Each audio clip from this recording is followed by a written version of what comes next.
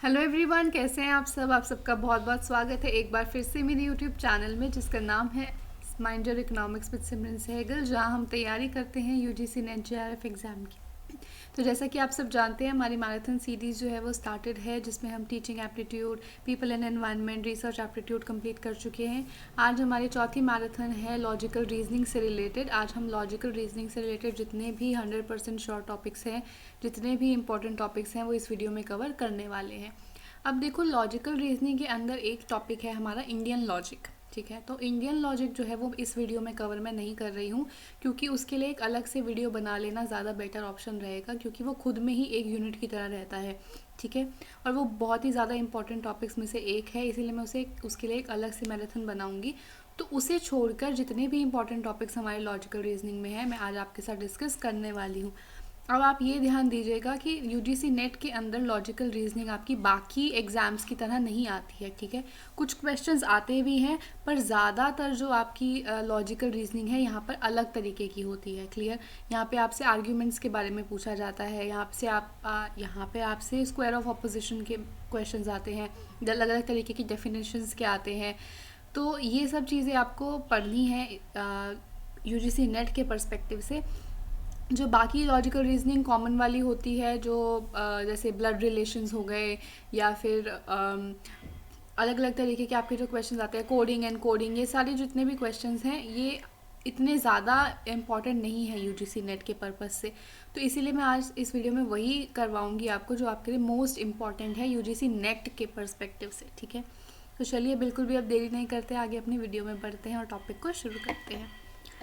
तो सबसे पहले हमें पता होना चाहिए कि आर्ग्यूमेंट्स क्या होते हैं। ठीक है, जैसे आप करते हैं ना अपने फ्रेंड्स के साथ या अपने घर पर मम्मी के साथ, पापा के साथ, तो आप कुछ कहते हैं, आगे से मम्मी आपकी कुछ कहती हैं, उसके बाद आप दोनों एक पॉइंट पर आकर उसका एक कंक्लूजन निकाल लेते हैं। ठीक है, या तो वो मम्मी का पॉइंट हो सकता है, या आपका हो सकता है, या दोनों का मिला के कोई पॉइंट हो सकता है। ठीक है, तो ये पूरा सिनेरियो क्या है, एक आर्ग्यूमेंट है। आपने कुछ कहा, मम्मी ने कुछ कहा, और उससे एक कंक्लूजन निकल कर आया। ठीक है, तो आर्ग्यूमेंट क्या है, आर्ग्यूमेंट भी ऐसा ही एक कॉम्बिनेशन ऑफ स्टेटमेंट्स होता है, अलग अलग तरीके की स्टेटमेंट्स का एक कॉम्बिनेशन है। सिंपली वही क्या है, आपका आर्ग्यूमेंट है। देखो, अब आर्ग्यूमेंट का ना आपको स्ट्रक्चर पता होना चाहिए कि स्ट्रक्चर क्या होता है आर्ग्यूमेंट का। तो आर्ग्यूमेंट का स्ट्रक्चर होता है पीपीसी। पीपीसी में क्या है, पीपीसी आपका वो इकोनॉमिक्स वाला प्रोडक्शन पॉसिबिलिटी कर्व नहीं है। यहाँ पे पीपीसी है आपका प्रीमाइस एंड कंक्लूजन। ठीक है, आपका इस तरीके से 3 स्टेटमेंट्स आपको दी होती हैं। ठीक है, पहली क्या है, एक रीज़न आपको दिया होगा या एक स्टेटमेंट आपको दी होगी, दूसरी भी आपको एक स्टेटमेंट या एक रीज़न दे रखा होगा, और इन दोनों के बेसिस पे आपको एक कंक्लूजन दे रखा होगा। ठीक है, अब देखो, ये कंक्लूजन एक से ज़्यादा भी हो सकता है, ये प्रीमाइसेस जो हैं वो भी 2 से ज़्यादा हो सकती हैं, लेकिन मिनिमम जो है आपको 2 प्रीमाइस और एक कंक्लूजन तो होना ही चाहिए। ठीक है, तो मिनिमम अगर 2 प्रीमाइस हैं, एक कंक्लूजन है, तो उन्हें मिलाकर आप एक आर्ग्यूमेंट बना सकते हैं। तो आर्ग्यूमेंट में देखो, प्रीमाइसेस क्या है, मैंने बताया, ये रीज़न है या फिर स्टेटमेंट्स है नॉर्मल। और कंक्लूजन क्या है, कंक्लूजन वो स्टेटमेंट है जो आपका क्लेम है। ठीक है, जो आपने इन दोनों से डिराइव किया है, जो आपकी स्टेटमेंट और आपकी मम्मी की स्टेटमेंट से निकल कर आया है। ठीक है, चलो, अब आपको एक चीज़ यहाँ पे ध्यान देनी है, क्या ये तीनों डायग्राम्स, ठीक है, ये वाला डायग्राम, ये वाला डायग्राम, ये वाला डायग्राम, ये तीनों डायग्राम्स जो हैं बहुत ही ज़्यादा इंपॉर्टेंट है, इसमें से पेपर में क्वेश्चन आता है। ठीक है, अब देखो, आर्ग्यूमेंट जो होती है ना, वो या तो वैलिड होती है या इनवैलिड होती है। ठीक है, अब वैलिड इनवैलिड को अब आपसे ज़्यादा तो अच्छे से कोई जानता नहीं होगा, क्योंकि पिछली क्लास में हमने टीचिंग एप्टीट्यूड, रिसर्च एप्टीट्यूड जब हमने किया था, उसमें अच्छे तरीके से हमने पढ़ लिया है वैलिडिटी, रिलायबिलिटी। तो आपसे ज़्यादा अच्छे से तो कोई नहीं जानता होगा, है ना। तो वैलिडिटी क्या होती है, वैलिडिटी होती है करेक्टनेस। ठीक है, एक्यूरेसी। तो या तो आपकी आर्ग्यूमेंट एक्यूरेट हो सकती है या फिर इनएक्यूरेट हो सकती है। ठीक है, वैलिड हो सकती है या फिर इनवैलिड हो सकती है, लेकिन प्रीमाइस जो आपकी होती है उसे हम कभी वैलिड इनवैलिड नहीं कहते। ठीक है, हम उसे कहते हैं ये ट्रू है या फिर फॉल्स है। आपकी स्टेटमेंट या तो ट्रू हो सकती है या फॉल्स हो सकती है, सही हो सकती है या गलत हो सकती है। आपकी मम्मी की स्टेटमेंट या तो ट्रू हो सकती है या फॉल्स हो सकती है, या तो सही या गलत हो सकती है। जो उन दोनों से निकलकर कंक्लूजन आया है वो भी या तो ट्रू हो सकता है या फॉल्स हो सकता है। कंक्लूजन जो आपने निकाला है आपकी और मम्मी की बातों से, वो या तो सही हो सकता है या फिर गलत हो सकता है, लेकिन जो पूरी आर्ग्यूमेंट है, जो आपने कहा, आपकी मम्मी ने कहा, जो कंक्लूजन निकल कर आया, वो पूरी आर्ग्यूमेंट जो है कभी भी ट्रू फॉल्स नहीं होगी, वो वैलिड या इनवैलिड होगी। क्लियर है ये सबको? अच्छे से ये ध्यान रखना है आपको टर्म्स कि आर्ग्यूमेंट वैलिड इनवैलिड, प्रीमाइस और कंक्लूजन ट्रू फॉल्स होते हैं। क्लियर है सबको अच्छे से? चलो नेक्स्ट है हमारा टाइप्स ऑफ आर्ग्यूमेंट, कि आर्ग्यूमेंट हमारी होती ही कितने तरीके की है। तो हमारी आर्ग्यूमेंट दो तरीके की होती है, ठीक है। दो तरीके की कैसे होती है? देखो, दो तरीके की होती है, एक तो डिडक्टिव और दूसरी इंडक्टिव, ठीक है। अब डिडक्टिव इंडक्टिव हम इतनी बार कर चुके हैं, टीचिंग एप्टीट्यूड में हमने कर लिया, रिसर्च एप्टीट्यूड में हमने कर लिया, तो हमें पता है कि डिडक्टिव इंडक्टिव क्या होता है। लेकिन ये मेन जो है लॉजिकल रीजनिंग का पार्ट होते हैं डिडक्टिव इंडक्टिव, ठीक है। वहीं से ही डिराइव हुआ है, आपकी टीचिंग में भी यहीं से गया है और आपके रिसर्च एप्टीट्यूड में भी यहीं से गया है, ठीक है ना। तो यहाँ पर हम इसको और अच्छे तरीके से समझ लेते हैं। देखो, डिडक्टिव का क्या मतलब होता है, मैंने आपको बताया था। डिडक्टिव का मतलब है डिड्यूस करना, ठीक है। क्या करना? डिड्यूस करना। अरे यार, नेट डिड यूज, ठीक है ना। ये थोड़ी सी हैंडराइटिंग आपको ख़राब सी नज़र में आएगी क्योंकि मेरे पास अभी डिजिटल पेन नहीं है, तो मैं अपने माउस से ही कर रही हूँ, तो इसलिए थोड़ी सी अजीब सी राइटिंग है, पर आप ध्यान थोड़ा सा कोऑपरेट करना। डिडक्टिव क्या है? डिडक्टिव का मतलब है डिड्यूस करना। डिड्यूस करने का क्या मतलब होता है? निकालना, ठीक है। किस में से निकालना? बड़ी चीज़ में से छोटी चीज़ निकालना, ठीक है।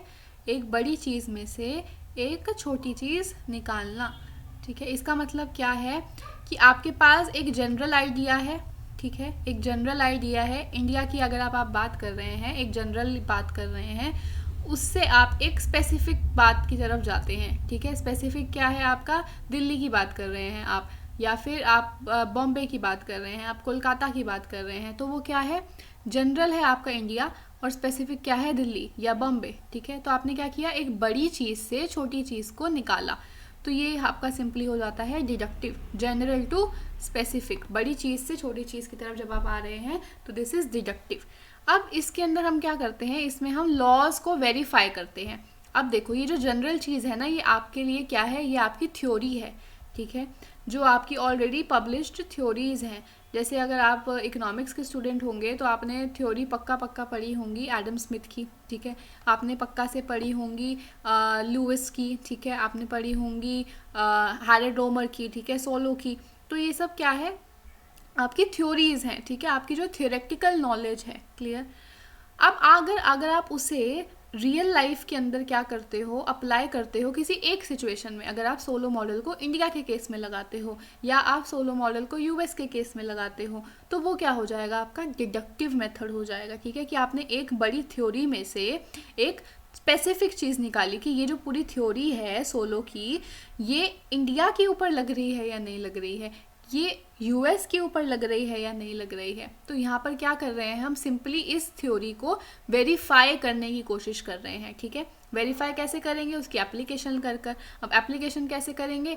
इसका प्रैक्टिकल करके, ठीक है ना। तो हमने एक कंट्री का एग्जांपल ले लिया, वहाँ पर उसकी थ्योरी चेक कर ली, अगर हो रही है तो हम कहेंगे ठीक है भाई, ये तो सही है, वैलिड है। अगर नहीं हो रही है तो इनवैलिड है। क्लियर?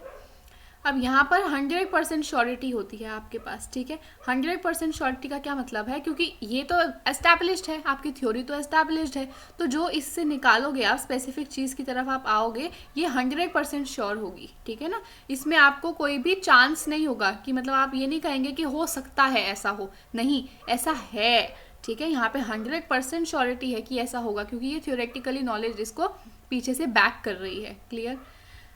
अब देखो, जो डिडक्टिव आर्ग्यूमेंट्स आपकी होती हैं वो या तो वैलिड होती है या फिर इनवैलिड होती है, ठीक है। कैसी होती है? या तो वैलिड या फिर इनवैलिड होती है। अब वैलिड का क्या मतलब है? वैलिड का मतलब है कि ये पीपीसी को फॉलो करती है वो आर्ग्यूमेंट। पीपीसी को फॉलो करने का क्या मतलब है? कि 2 मिनिमम प्रीमाइस होगी और एक कंक्लूजन होगी। अगर इस स्ट्रक्चर को फॉलो करती है आपकी आर्ग्यूमेंट, तो मतलब वो आर्ग्यूमेंट क्या है? वैलिड है। अगर आपकी आर्ग्यूमेंट पीपीसी को फॉलो नहीं करती, मतलब मिनिमम 2 प्रीमाइस और एक कंक्लूजन नहीं है, तो वो आर्ग्यूमेंट क्या है? वो इनवैलिड आर्ग्यूमेंट है। क्लियर है? ये सबको अच्छे से आता है? चलो, अब अगर आपकी जो वैलिड है डिडक्टिव आर्ग्यूमेंट, अगर आपकी वैलिड है तो या तो वो साउंड होगी या फिर अनसाउंड होगी, ठीक है। साउंड कब होगी? जब वो वैलिड हो, ठीक है, जब आर्ग्यूमेंट आपकी वैलिड हो और जो प्रीमाइसेस हैं वो रियल लाइफ के अंदर ट्रू हो। अब इसका क्या मतलब है, देखो, अब आपके पास एक क्या कहते हैं प्रीमाइस है, ऑल ए आर बी, ठीक है, क्या है, ऑल ए आर बी। दूसरी है ऑल बी आर सी, ठीक है, क्या है, ऑल बी आर सी। अब इससे आपने कंक्लूजन क्या निकाला? इससे आपने कंक्लूजन निकाला ऑल ए आर सी, ठीक है। आपने क्या कहा? All A are B, all B are C, so all A are C. ये आपने क्या निकाला है? ये आपकी एक आर्ग्यूमेंट है। क्लियर? तो ये वैलिड होगी आपकी बिल्कुल, क्योंकि पीपीसी स्ट्रक्चर को फॉलो कर रही है, ठीक है, पीपीसी स्ट्रक्चर को फॉलो कर रही है, तो ये वैलिड तो है ही। लेकिन क्या ये साउंड है? तो साउंड ये कब होगी? ये तब साउंड होगी जब रियल लाइफ में A B, all A will be equals to B and all B will be equals to C. अब जैसे इसका एग्जांपल ले लेते हैं। ए क्या है आपका? एप्पल, ठीक है। बी क्या है? बनाना। सी क्या है? चीकू, ठीक है। तो अगर सारे एप्पल बनाना होते हैं और सारे बनाना चीकू होते हैं तो सारे एप्पल चीकू होते हैं, आप ऐसा कह रहे हो। लेकिन क्या रियल लाइफ के अंदर आपके सारे एप्पल बनाना होते हैं, या क्या सारे बनाना आपके चीकू होते हैं? नहीं। तो ये रियल लाइफ के अंदर दोनों स्टेटमेंट वैलिड, दोनों साउंड नहीं है। वैलिड तो है ये, ठीक है, क्योंकि पीपीसी स्ट्रक्चर को फॉलो कर रहा है, यहाँ पे कोई गलती तो नज़र नहीं आ रही हमको, ठीक है ना। लेकिन रियल लाइफ के अंदर ऐसा नहीं होता। ये दोनों प्रीमाइसेस क्या है? ये अपने दिमाग से बनाई हुई है, मेड अप है, ठीक है। तो इसीलिए ये आपकी साउंड नहीं होगी, ये अनसाउंड हो जाएगी। This will be valid but unsound, क्योंकि इसकी प्रीमाइसेस क्या है? फॉल्स है। अगर ये दोनों ट्रू होती, अगर सारे एप्पल बनाना होते, अगर सारे बनाना चीकू होते, तो आपकी ये साउंड हो जाती। क्लियर? समझ में आया है सबको? अब दूसरा केस क्या है? अगर इनवैलिड है, इनवैलिड है तो सिंपली अनसाउंड, उसमें कोई ऑप्शन नहीं है। अगर इनवैलिड है तो सीधा सीधा अनसाउंड हो जाएगी आपकी आर्ग्यूमेंट। लेकिन अगर वैलिड है तो फिर साउंड या फिर अनसाउंड में से कुछ ना कुछ आपको देखना पड़ेगा कि ये साउंड है या अनसाउंड है। क्लियर? नेक्स्ट है आपकी इंडक्टिव आर्ग्यूमेंट्स। इंडक्टिव कौन सी होती हैं आपकी? इंडक्टिव होती हैं आपकी स्पेसिफिक टू जनरल। जैसे कि आपने क्या किया था यहाँ पर, इंडिया से दिल्ली की चीज़ आपने फाइंड आउट करी थी। लेकिन अगर आप इसका उल्टा करें कि आपने दिल्ली को स्टडी किया और दिल्ली से आपने कहा कि ये सारी चीज़ पूरी इंडिया पे भी लगेगी, तो आपने क्या किया? एक स्पेसिफिक केस से एक जनरल की तरफ मूव किया। तो ये क्या हो गया? सिंपली आपका इंडक्टिव हो गया, ठीक है। अब इसके अंदर आपके लॉज वेरीफाई नहीं होते, यहाँ पे लॉ आपके बनाए जाते हैं, क्रिएट किए जाते हैं। जैसे आपने यहाँ पर एक क्या कहते हैं, इंडिया का सिनेरियो लिया, ठीक है, इंडिया का आपने सिनेरियो लिया और उसके ऊपर कोई भी चीज़ चेक करी, ठीक है। जैसे कि जैसे मैं आपको एग्जांपल देती हूँ आइंस्टाइन का, ठीक है। आइंस्टाइन ने क्या किया? आइंस्टाइन कह रही हूँ, न्यूटन ने क्या किया? उनके ऊपर वो गिरा, सेब गिरा, ठीक है। तो उन्होंने क्या किया? उन्होंने वो सेब को गिरने की वजह से उन्होंने सोचा कि ये सारी चीज़ें जो है वो नीचे की तरफ ही आती हैं। तो उन्होंने उसको एक लॉ का नाम दे दिया, लॉ ऑफ ग्रेविटी, ठीक है। क्या कहा उन्होंने? कि अगर एप्पल मेरे सर पे गिरा है तो इसका मतलब बाकी चीज़ें भी नीचे ही गिरेंगी। इसीलिए उन्होंने उसको क्या कह दिया? एक जनरल रूल दे दिया कि ये लॉ ऑफ ग्रेविटी होता है, ठीक है। तो यहाँ पर क्या लगाया उन्होंने? इंडक्टिव मेथड लगाया। लेकिन बाद में जितनी भी थ्योरीज हुई हैं आप ग्रेविटेशनल फोर्स फाइंड आउट करने के बाद, वो सब डिडक्टिव हैं। अब वो क्या कर रहे हैं? हर किसी ने क्या किया कि जो उन्होंने ये ग्रेविटी का मॉडल दिया, ग्रेविटी की थ्योरी दी, उस वैल्यू को यूज़ करके, जी की कुछ वैल्यू होती है ना, मुझे तो देखो याद है नहीं, जी की कुछ वैल्यू होती है 10 होती है या क्या, मुझे याद नहीं है। तो जी की जो भी वैल्यू होती है उसको यूज़ करके अपने अलग अलग क्वेश्चन सॉल्व करते हैं या अपनी अलग अलग नई नई रिसर्चेस बना रहे हैं। तो ये क्या है? ये डिडक्टिव है। जो न्यूटन ने किया था वो इंडक्टिव था। उन्होंने एक एग्जांपल लिया एप्पल का और उससे जनरल कह दिया कि हर चीज़ जो है वो नीचे ही आएगी, ठीक है, ऊपर की तरफ नहीं जाएगी। और बाकी उनके बाद जितने भी रिसर्चर्स हैं उन्होंने उसी ग्रेविटी का जो थ्योरी है उसको यूज़ करके आगे अपने क्वेश्चंस या अपनी रिसर्चेस को सॉल्व किया है। तो दैट इज़ डिडक्टिव। क्लियर? देखो, अब यहाँ पर क्या होता है, प्रोबेबिलिटी पे बेस्ड होता है। अब यहाँ पे 100% श्योरिटी होती है डिडक्टिव में, लेकिन इंडक्टिव के अंदर आपकी प्रोबेबिलिटी होती है कि ऐसा हो सकता है, परफेक्ट नहीं पता। अब देखो, जो चीज़ आपकी दिल्ली के ऊपर लग रही है, ज़रूरी तो नहीं है ना पूरे इंडिया के ऊपर लगे, ठीक है, हो सकता है लग भी जाए, लेकिन पक्का तो नहीं है, 100% श्योरिटी तो नहीं है। लेकिन जो चीज़ इंडिया पे लग रही है वो दिल्ली पे तो लगेगी ही लगेगी, क्योंकि दिल्ली तो इंडिया का पार्ट है, लेकिन इंडिया दिल्ली का पार्ट नहीं है ना, ठीक है। इंडिया में तो और भी स्टेट्स आती हैं, तो उनका भी फ़र्क पड़ेगा उसके ऊपर। इसीलिए जो आपकी इंडक्टिव होती हैं वो प्रोबेबिलिटी के ऊपर बेस्ड होती हैं, डिडक्टिव जो है वो आपकी 100% श्योर होती हैं। क्लियर। अब देखो, इंडक्टिव जो है आपकी या तो वो स्ट्रॉन्ग होगी या फिर वो वीक होगी। कौन सी क्या क्या होगी, या तो स्ट्रॉन्ग होगी या फिर वीक होगी। तो अगर प्रोबेबिलिटी उनके सही होने की 50% से ज़्यादा है, अगर 50% से ज़्यादा प्रोबेबिलिटी है उनके सही होने की, ठीक है, उनके प्रीमाइसेस के सही होने की, तो क्या हो जाएगा, वो स्ट्रॉन्ग हो जाएगा। लेकिन अगर उसकी प्रोबेबिलिटी लेस देन 50 है तो वो वीक हो जाएगा। क्लियर है ये अच्छे से। अब देखो, जो आर्ग्यूमेंट स्ट्रॉन्ग होती है वो या तो कोजेंट होती है या फिर अनकोजेंट होती है, ठीक है। कोजेंट का क्या मतलब है, वही सेम चीज़ जो साउंड में होता था। अब यहाँ पे आपकी जो इंडक्टिव आर्ग्यूमेंट होगी, मतलब जो प्रोबेबिलिटी पे बेस्ड होगी आपकी आर्ग्यूमेंट, उसमें अगर आपकी दोनों प्रीमाइसेस सही हो, जैसे ये A B, all A are B हो, ऑल बी आर सी सच में हो रियल लाइफ के अंदर, तो उसे हम कोजेंट कह देंगे। लेकिन अगर उनमें से एक भी गलत है रियल लाइफ के अंदर तो वो अनकोजेंट हो जाएगी। और अगर आर्ग्यूमेंट वीक है वो तो डायरेक्टली ही अनकोजेंट हो जाती है। क्लियर है ये सबको अच्छे से। देखो, आर्ग्यूमेंट में क्या है, आर्ग्यूमेंट पहले आपकी डिडक्टिव है फिर इंडक्टिव है, मतलब दो तरीके की है आर्ग्यूमेंट, या तो डिडक्टिव या इंडक्टिव। डिडक्टिव है तो या तो वैलिड या इनवैलिड, वैलिड है तो साउंड या अनसाउंड, इनवैलिड है तो सीधा सीधा साउंड। इंडक्टिव है तो या तो स्ट्रॉन्ग या वीक, स्ट्रॉन्ग है तो कोजेंट या अनकोजेंट, और वीक है तो सीधा सीधा अनकोजेंट। क्लियर है ये सबको अच्छे से। चलो नेक्स्ट है, देखो आपका इंडक्टिव और डिडक्टिव। अब इनकी जो प्रोसेस है ना, ये इंपॉर्टेंट है, ये पेपर में पूछी गई है। आपकी इंडक्टिव की पूछी गई थी इस बार, जो मेरा सेट था उसके अंदर था ये इंडक्टिव वाला। क्लियर। तो आपको इन दोनों की प्रोसेस याद रखनी है। इसकी भी पूछी गई होगी किसी ना किसी सेट के अंदर, ठीक है, और मेरे वाले सेट के अंदर इसकी पूछी गई थी। तो इंडक्टिव की क्या होती है, इंडक्टिव का मतलब क्या होता है, इंडक्टिव का मतलब होता है क्रिएशन, क्रिएट करना, ठीक है। और डिडक्टिव का मतलब क्या होता है, डिड्यूस करना, ठीक है। आपको ये वर्ड्स याद रखने हैं। इंडक्टिव का मतलब है कुछ नई चीज़ बनाना, ठीक है, और डिडक्टिव का मतलब है कि ऑलरेडी जो चीज़ है उसमें से कोई नई चीज़ निकालना। क्लियर। देखो अभी कहाँ से शुरू होता है इंडक्टिव, इंडक्टिव शुरू होता है आपकी ऑब्जर्वेशन से। आप किसी चीज़ को ऑब्जर्व करते हो, देखते हो दूर से, उसके बाद उसमें जो भी पैटर्न होता है उसको देखते हो।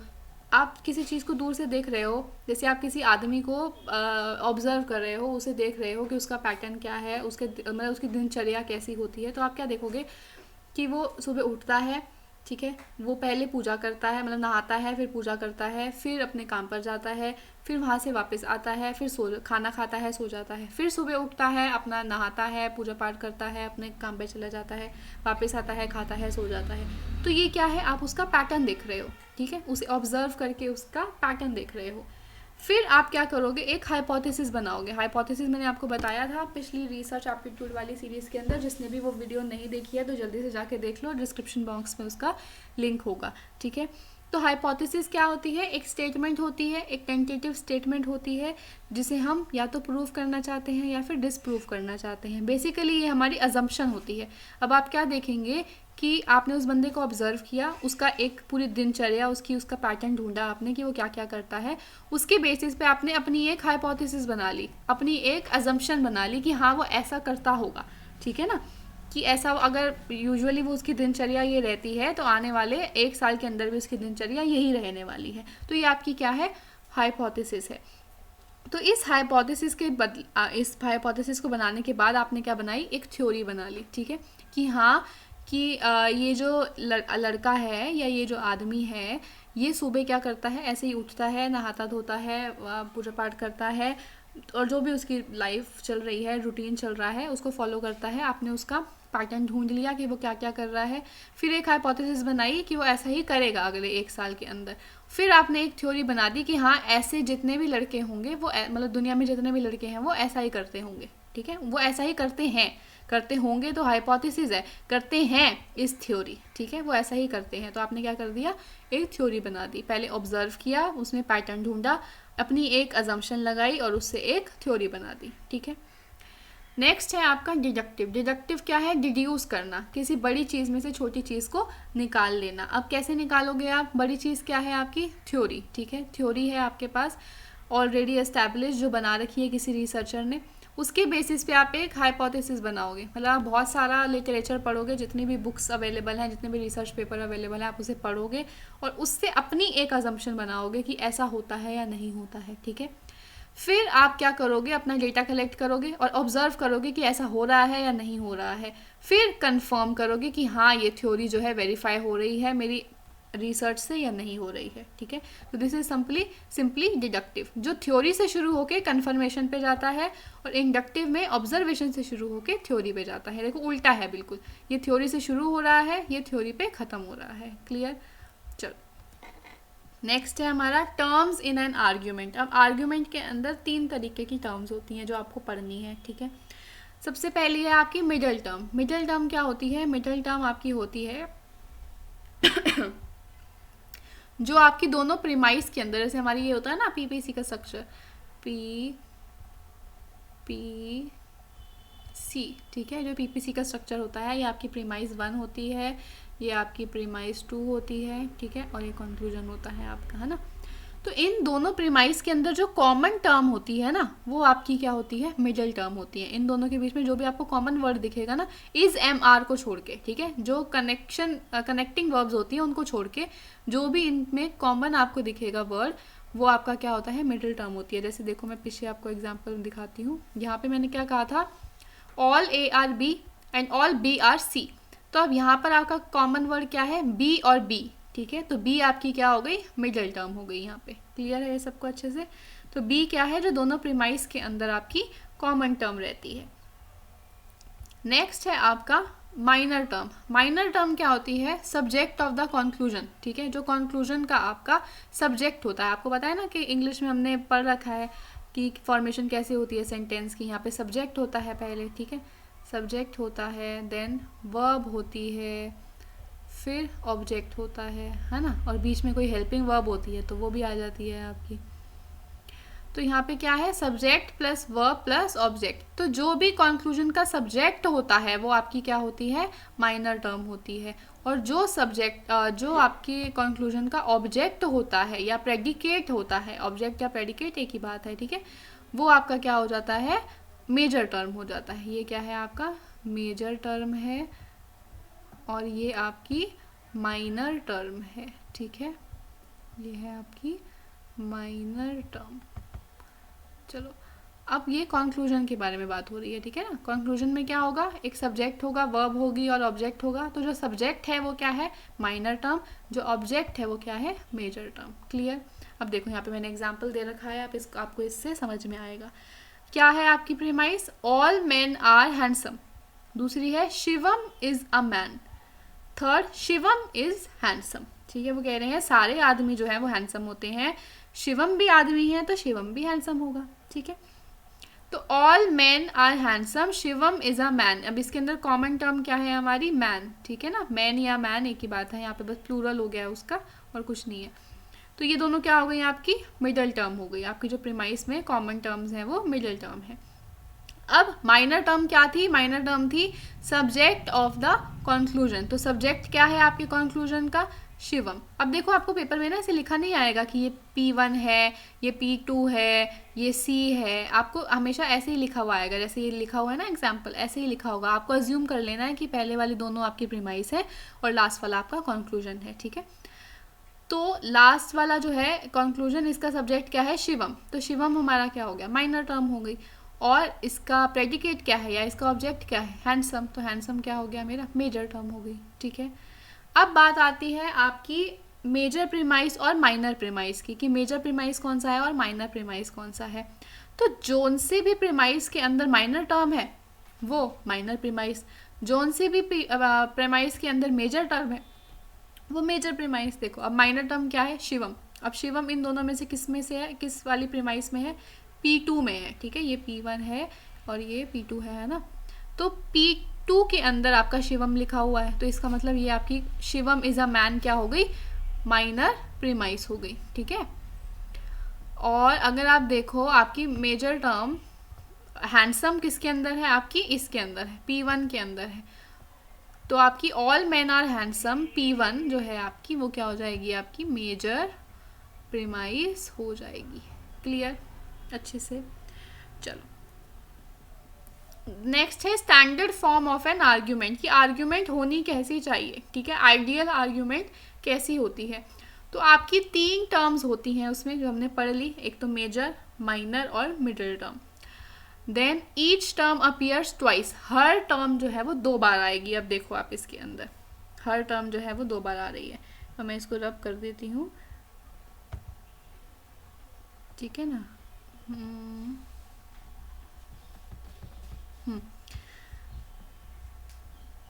अब आप देखो इसको, अगर आप कहो मिडल टर्म जो कि आपकी है मैन, वो 2 बार आ रही है पूरी आर्ग्यूमेंट में, एक बार यहाँ आ रही है, एक बार यहाँ आ रही है, ठीक है ना, एक बार ये आई, एक बार ये आई।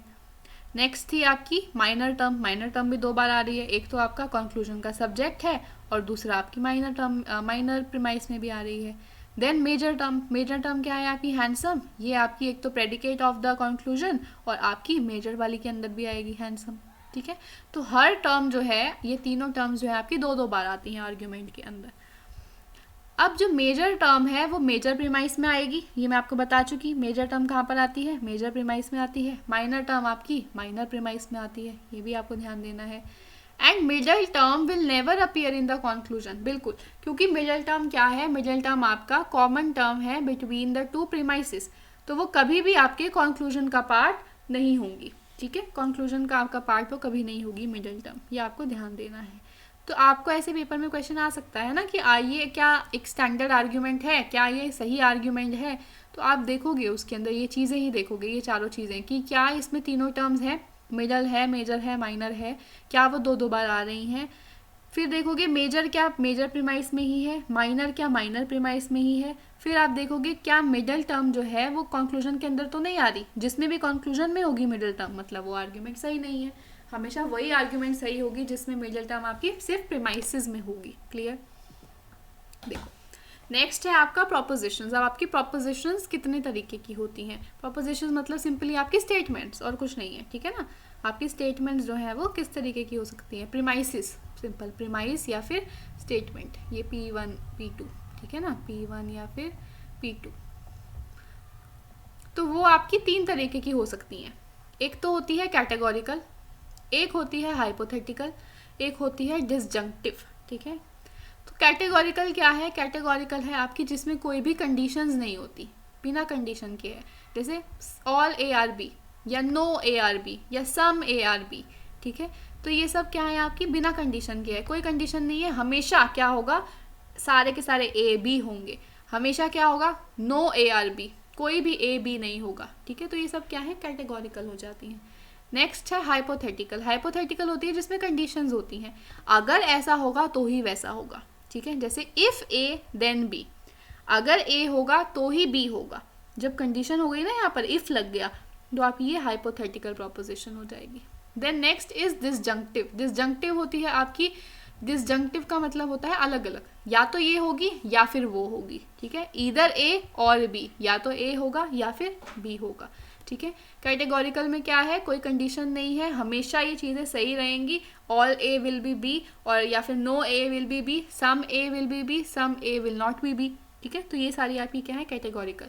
हाइपोथेटिकल क्या है, जिसमें कंडीशन होती है, इफ़ एंड बट, ये सब चीज़ें लगती हैं इसमें, ये होगा तो ही वो होगा, ठीक है, इफ़ दिस देन दैट। डिसजंक्टिव क्या है, या तो ये होगा या फिर वो होगा, ठीक है, ईदर A और B। क्लियर है ये सबको। चलो अब यहाँ पर जो आपके सिलेबस में है UGC नेट में वो खाली आपकी कैटेगोरिकल वाली है, ठीक है ना। तो कैटेगोरिकल वाली ही हमको पढ़नी है, ये दोनों हमको नहीं पढ़नी है, लेकिन अगर पेपर में कभी पूछ ले हाइपोथेटिकल डिसजंक्टिव क्या होती है तो आपको पता होना चाहिए, है ना। नेक्स्ट है आपका कैटेगोरिकल प्रोपोजिशंस। अब मैंने कहा ना हमें ये पढ़ना है अच्छे से, तो इसका स्ट्रक्चर देख लेते हैं कि कैटेगोरिकल प्रोपोजिशन कैसी होती है। तो सबसे पहला उसमें होता है क्वांटिफायर्स, ठीक है। क्वांटिफायर क्या है आपका, क्वांटिफायर जो वर्ड्स आपके यूज़ हो रहे हैं जैसे all, no, some not. Quantifier में वर्ड दिख रहा है ना क्वांटिटी, जो बता रहे हैं कितनी क्वांटिटी ऑफ ए, कितनी क्वांटिटी ऑफ बी, ठीक है ना। तो दिस इज सिंपली क्वांटिफायर्स। अब क्वांटिफायर्स आपके दो तरीके के होते हैं, एक होते हैं यूनिवर्सल और एक होते हैं पर्टिकुलर। यूनिवर्सल का मतलब क्या है, जो हर जगह पर आ रहे हैं, जैसे ऑल, सब लोग, यूनिवर्सल हो गया। नो, कोई भी नहीं, ठीक है, बिल्कुल यूनिवर्सल हो गया। ये भी कोई भी नहीं है, कोई भी एक्सेप्शन ही नहीं है इसके अंदर। तो ऑल और नो आपके हो जाते हैं यूनिवर्सल वाले quantifiers. Then there comes particular quantifiers. Particular क्या होते हैं, जो यूनिवर्सल नहीं है, ठीक है, कुछ लोग, ठीक है, कुछ लोग हैं या फिर कुछ लोग नहीं हैं, कुछ लोगों की बात हो रही है, बाकियों की बात नहीं हो रही, तो वो क्या हो गया, पर्टिकुलर हो गया। तो ये सम और सम नॉट इसके अंदर आते हैं। क्लियर। अब आप देखो, जो ऑल है और जो सम है वो पॉजिटिव है, ठीक है ना। ऑल या फिर सम, ये पॉजिटिव आर्ग्यूमेंट, पॉजिटिव स्टेटमेंट्स है, पॉजिटिव प्रोपोजिशंस है, इसलिए हम इनको क्या कह देते हैं, ये अफर्मेटिव या फिर पॉजिटिव क्वांटिफायर्स हैं। नेक्स्ट है हमारा नो या फिर सम नॉट। जहाँ पे भी नो लग जाएगा वो नेगेटिव हो जाती है चीज़, हम सबको पता है। तो ये नो और सम नॉट क्या हो जाते हैं, हमारे नेगेटिव क्वांटिफायर्स हो जाते हैं। क्लियर। तो सबसे पहले हमें किसी भी स्टेटमेंट को लिखना है तो हमें उसके लिए क्वांटिफायर पता होना चाहिए कि कितनी क्वांटिटी, सब्जेक्ट की कितनी क्वांटिटी, ऑब्जेक्ट की कितनी क्वांटिटी, ठीक है। तो वो पता चल गया हमें, या तो यूनिवर्सल या पर्टिकुलर। यूनिवर्सल में ऑल और नो, पर्टिकुलर में सम और सम नॉट। ऑल और सम हमारे पॉजिटिव होते हैं, नो और सम नॉट हमारे नेगेटिव होते हैं। नेक्स्ट कम्स आर सब्जेक्ट, ठीक है। जैसे मैं कह रही हूँ ऑल ए आर बी, या इसमें ना एग्जाम्पल ही मैं लिख देती हूँ यहाँ पे, क्या है, ऑल ए आर, एक second, all A are B, ठीक है। तो अब ऑल क्या है यहाँ पे, ऑल आपका क्वांटिफायर है, ठीक है ना, क्वांटिफायर है, आपकी क्वांटिटी बता रहा है कितना A. Next come subject. Subject कौन होता है, एग्जैक्टली आपके क्वांटिफायर के अगले वाला, ठीक है ना, जिसके बारे में बात हो रही है आपकी। तो ए क्या है यहाँ पे, आपका सब्जेक्ट है। Then comes copula. कॉप्यूला क्या होता है, कॉप्यूला आपकी एक तरीके से हेल्पिंग वर्ब, ठीक है ना, जो आपके सब्जेक्ट और ऑब्जेक्ट को क्या कर रही है, जोड़ रही है। तो आर क्या है आपका, कॉप्यूला है, ठीक है, हेल्पिंग वर्ब सिंपली। लास्ट है आपका प्रेडिकेट। प्रेडिकेट क्या है आपका, ऑब्जेक्ट, ठीक है। ऑब्जेक्ट आपका क्या होता है, लास्ट में लगा हुआ होता है, दैट इज बी। क्लियर, समझ में आती है ये चीज़। देखो, तो हमें पता चल गया कैटेगोरिकल प्रोपोजिशन कैसे बनती है। एक क्वांटिफायर होना चाहिए, एक सब्जेक्ट होना चाहिए, कॉप्यूला और प्रेडिकेट होना चाहिए।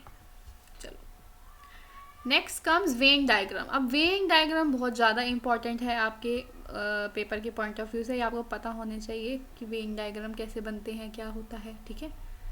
अब एक चीज़ आपको यहाँ पे ध्यान देनी है, बार बार ना पेपर में पूछा जाता है कि ये जो स्टेटमेंट है, कोई स्टेटमेंट आपको दे देंगे, फिर कहेंगे बताओ ये डिस्ट्रीब्यूटेड है, इसका सब्जेक्ट डिस्ट्रीब्यूटेड है या ऑब्जेक्ट डिस्ट्रीब्यूटेड है, ठीक है। ये चीज़ आपको वहाँ पर बोली हुई होती है उन लोगों ने, तो आपको बतानी होती है। तो आपको ध्यान देना है, जहाँ पे भी 100 होता है वो डिस्ट्रीब्यूटेड होता है। 100% का क्या मतलब है, यूनिवर्सल, ठीक है। जो जितने भी यूनिवर्सल आपके होंगे वो 100% डिस्ट्रीब्यूटेड होते हैं, दैट यानी कि ऑल और नो, जहाँ पे भी ये दोनों दिख जाएंगे इसका मतलब आपके 100% डिस्ट्रीब्यूटेड हैं ये।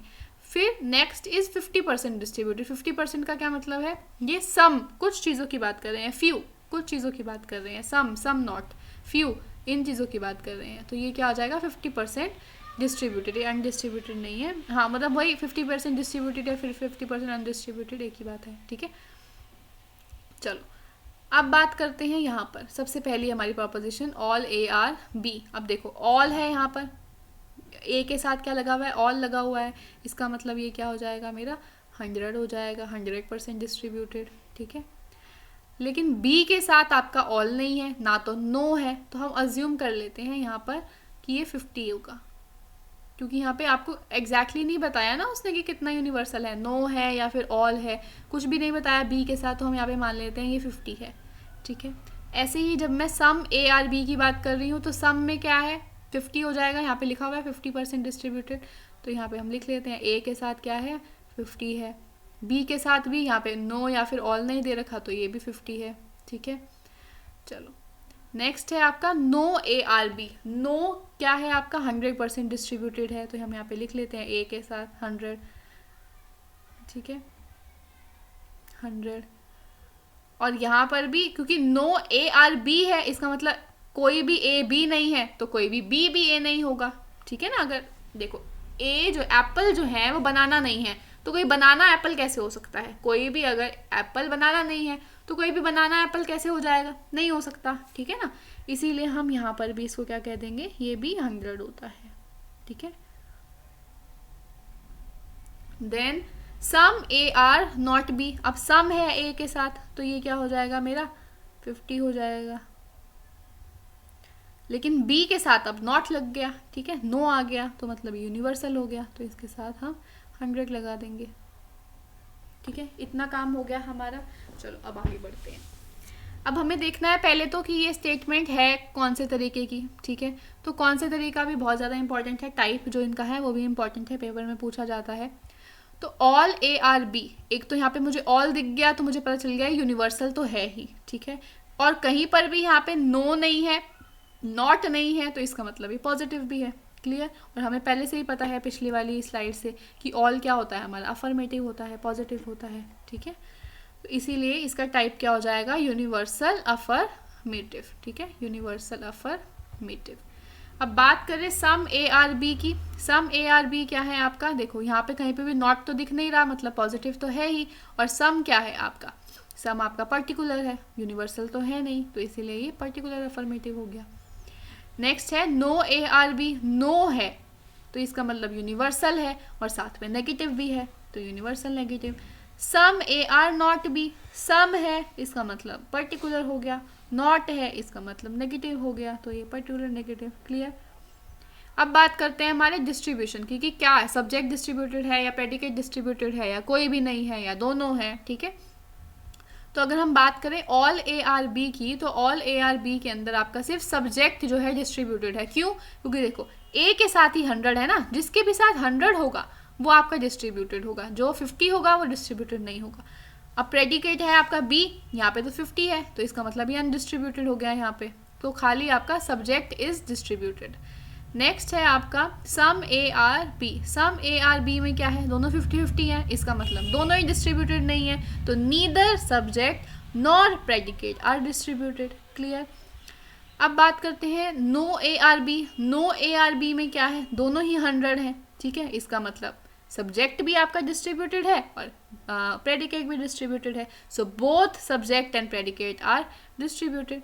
अब बात करते हैं some A are not B की। अब देखो यहाँ पे तो 50 हो गया, ये तो 50 है और प्रेडिकेट के साथ 100 है, तो खाली predicate is distributed, subject is not distributed in the case of some A are not B, clear है ये सबको अच्छे से।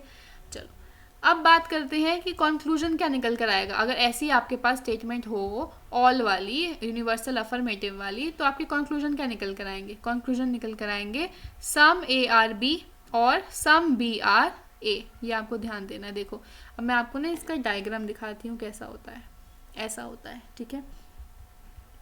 All A are B, all A are B का ये डायग्राम है, तो क्या है, पूरा ए, ये देखो पूरा ए, ऑल ए आर बी, ठीक है, पूरा ए जो है आपका बी के अंदर समाया हुआ है, तो ये क्या हो जाएगा, ऑल ए आर बी हो जाएगा।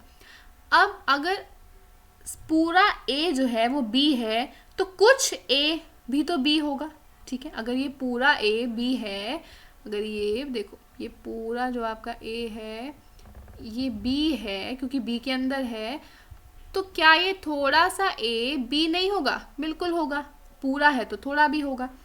Then next is some B are A. अब कुछ बी का पार्ट भी तो ए होगा, जो ये इस एरिया के अंदर बी है, इस एरिया के अंदर जो बी का पार्ट है वो ए भी तो होगा, ठीक है, तो सम बी आर ए भी हो जाएगा इसमें। नेक्स्ट है आपका सम ए आर बी। अब इसका देख लेते हैं डायग्राम, रुको मैं इसको रब कर दूं एक सेकेंड।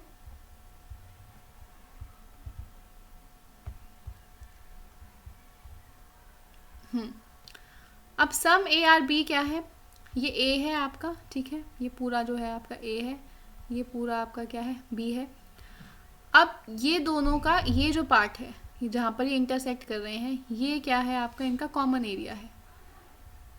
तो कुछ ए बी है इस एरिया के अंदर और कुछ बी ए है एरिया के अंदर। ठीक है, समझ में आती है ये चीज़। तो इसीलिए सम ए आर बी जब भी होगा तो उसका मतलब सम बी आर ए भी तो होगा। ऑब्वियसली अगर कुछ ए बी है तो कुछ बी भी तो ए है ना। तो इसीलिए ये some A are B are some B are some A are B is some B are A, इसका कंक्लूजन हो जाएगा। Next, no A are B. No A are B का देख लेते हैं हम डायग्राम अब। ठीक है, अब नो ए आर बी का डायग्राम क्या कह रहा है, देखो ये बिल्कुल ही अलग अलग है दोनों आपस में, है ना। ये दोनों का कुछ भी बीच में इंटरसेक्शन है ही नहीं, कुछ भी इन दोनों में कॉमन है ही नहीं, क्योंकि नो है, कोई भी इनका जो पार्ट है वो एक दूसरे के बराबर नहीं है, सम भी नहीं है, तो इसलिए दोनों बिल्कुल ही अलग अलग हो गए यहाँ पर। इसीलिए यहाँ पे जो आपका कंक्लूजन निकलेगा वो क्या निकलेगा, सिर्फ यही निकलेगा, when no A are B then no B are A. जब कोई ए बी नहीं है तो कोई बी भी तो ए नहीं है। ठीक है, इसीलिए इसका कंक्लूजन क्या हो गया, no B are A. Then some A are not B. Some A are not B का डायग्राम क्या है, देखो ऐसा है। अब some A are not B का क्या मतलब हो गया इसमें, अब some A are not B में ये वाला हो जाएगा, ये जो ब्लू एरिया आपको दिख रहा है, ठीक है ना, ये आपका क्या है, some A are not B. ये वाला जो ए का पार्ट है वो बी नहीं है, जो ये बीच में कॉमन एरिया है ये तो बी में भी आ रहा है, इसका मतलब ये तो हो नहीं सकता। तो जो ए का पार्ट बी में नहीं आ रहा वो आपका क्या है, some A are not B. Clear है ये सबको अच्छे से? चलो, आई होप ये वेन डायग्राम आपको क्लियर होगा अच्छे से। तो नेक्स्ट हम बढ़ते हैं आगे स्क्वायर ऑफ ऑपोजिशन की तरह। अब स्क्वायर ऑफ ऑपोजिशन जो है आपका बहुत ही ज़्यादा इम्पॉर्टेंट टॉपिक्स में से एक टॉपिक है। ठीक है, इसको मैं डिस्कार्ड करती हूँ।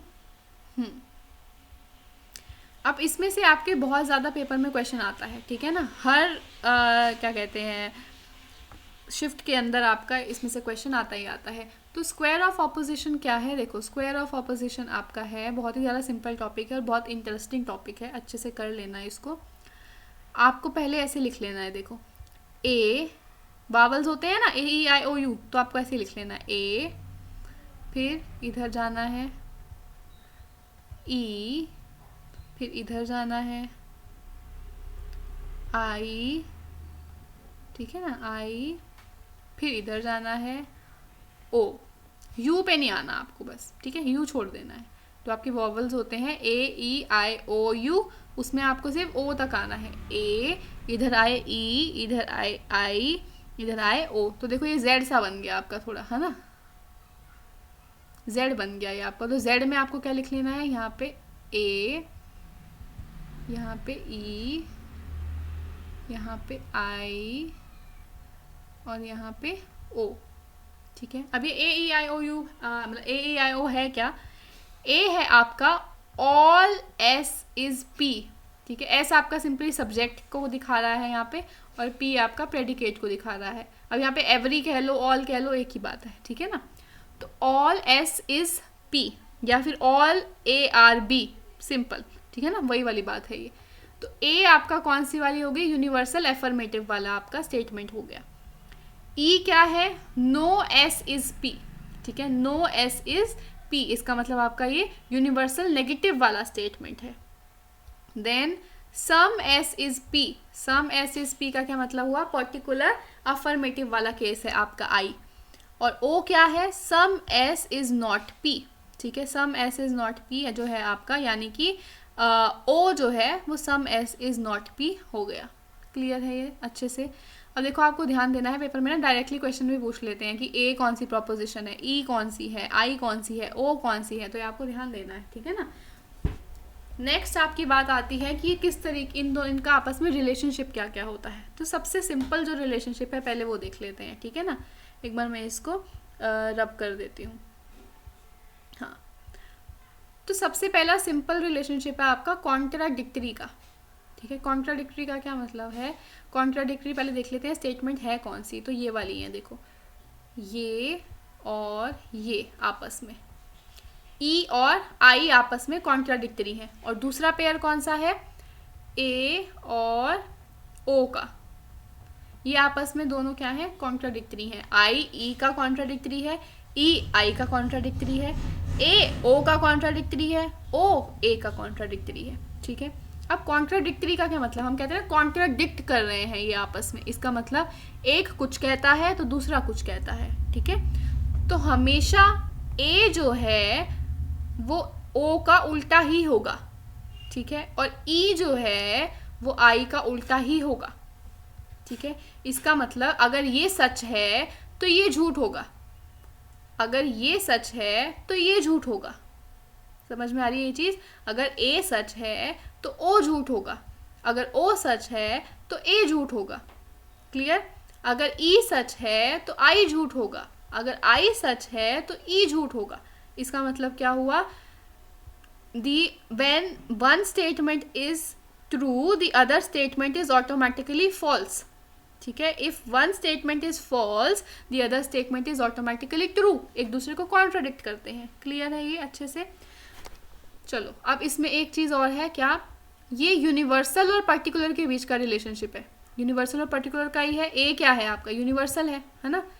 ओ क्या है? पर्टिकुलर है। इन दोनों के बीच का रिलेशनशिप है, यूनिवर्सल और पर्टिकुलर के बीच का रिलेशनशिप है।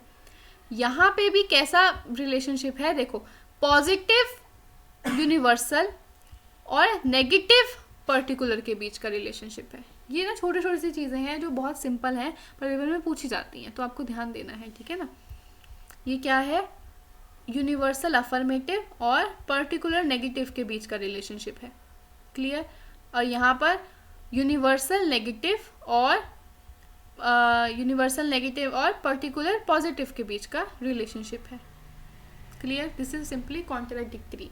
अब ये दोनों जो हैं आपस में क्वालिटी और क्वांटिटी दोनों में अलग अलग हैं, दोनों से डिफर करते हैं। अब देखो क्वालिटी तो अलग है ही, क्यों? क्योंकि ये क्या है? पॉजिटिव है, ये नेगेटिव है, क्वालिटी अलग अलग हो गई। क्वांटिटी भी अलग अलग है क्योंकि ये यूनिवर्सल है और ये पर्टिकुलर है। क्लियर?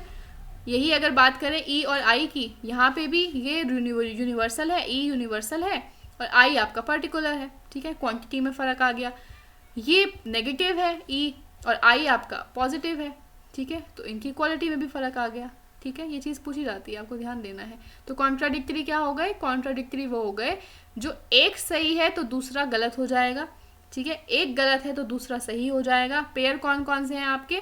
पेयर हैं आपके ए और ओ और दूसरा ई और आई, ठीक है।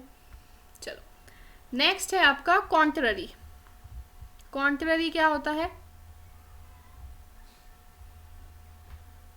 कॉन्ट्ररी आपके हैं ये वाले, देखो ये दोनों, सिर्फ ये दोनों आपस में क्या है? कॉन्ट्ररी हैं।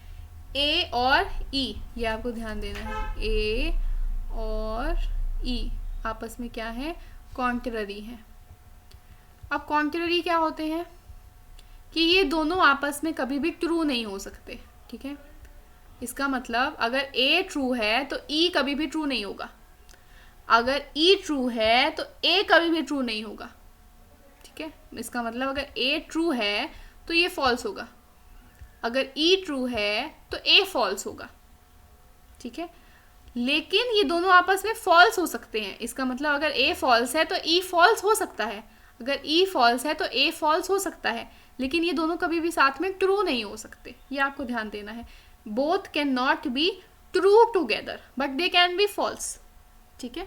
ये फॉल्स है तो ये फॉल्स हो सकता है, ये फॉल्स है तो ये फॉल्स हो सकता है, लेकिन अगर ये ट्रू है तो ये ट्रू नहीं हो सकता, अगर ये ट्रू है तो ये ट्रू नहीं हो सकता। क्लियर?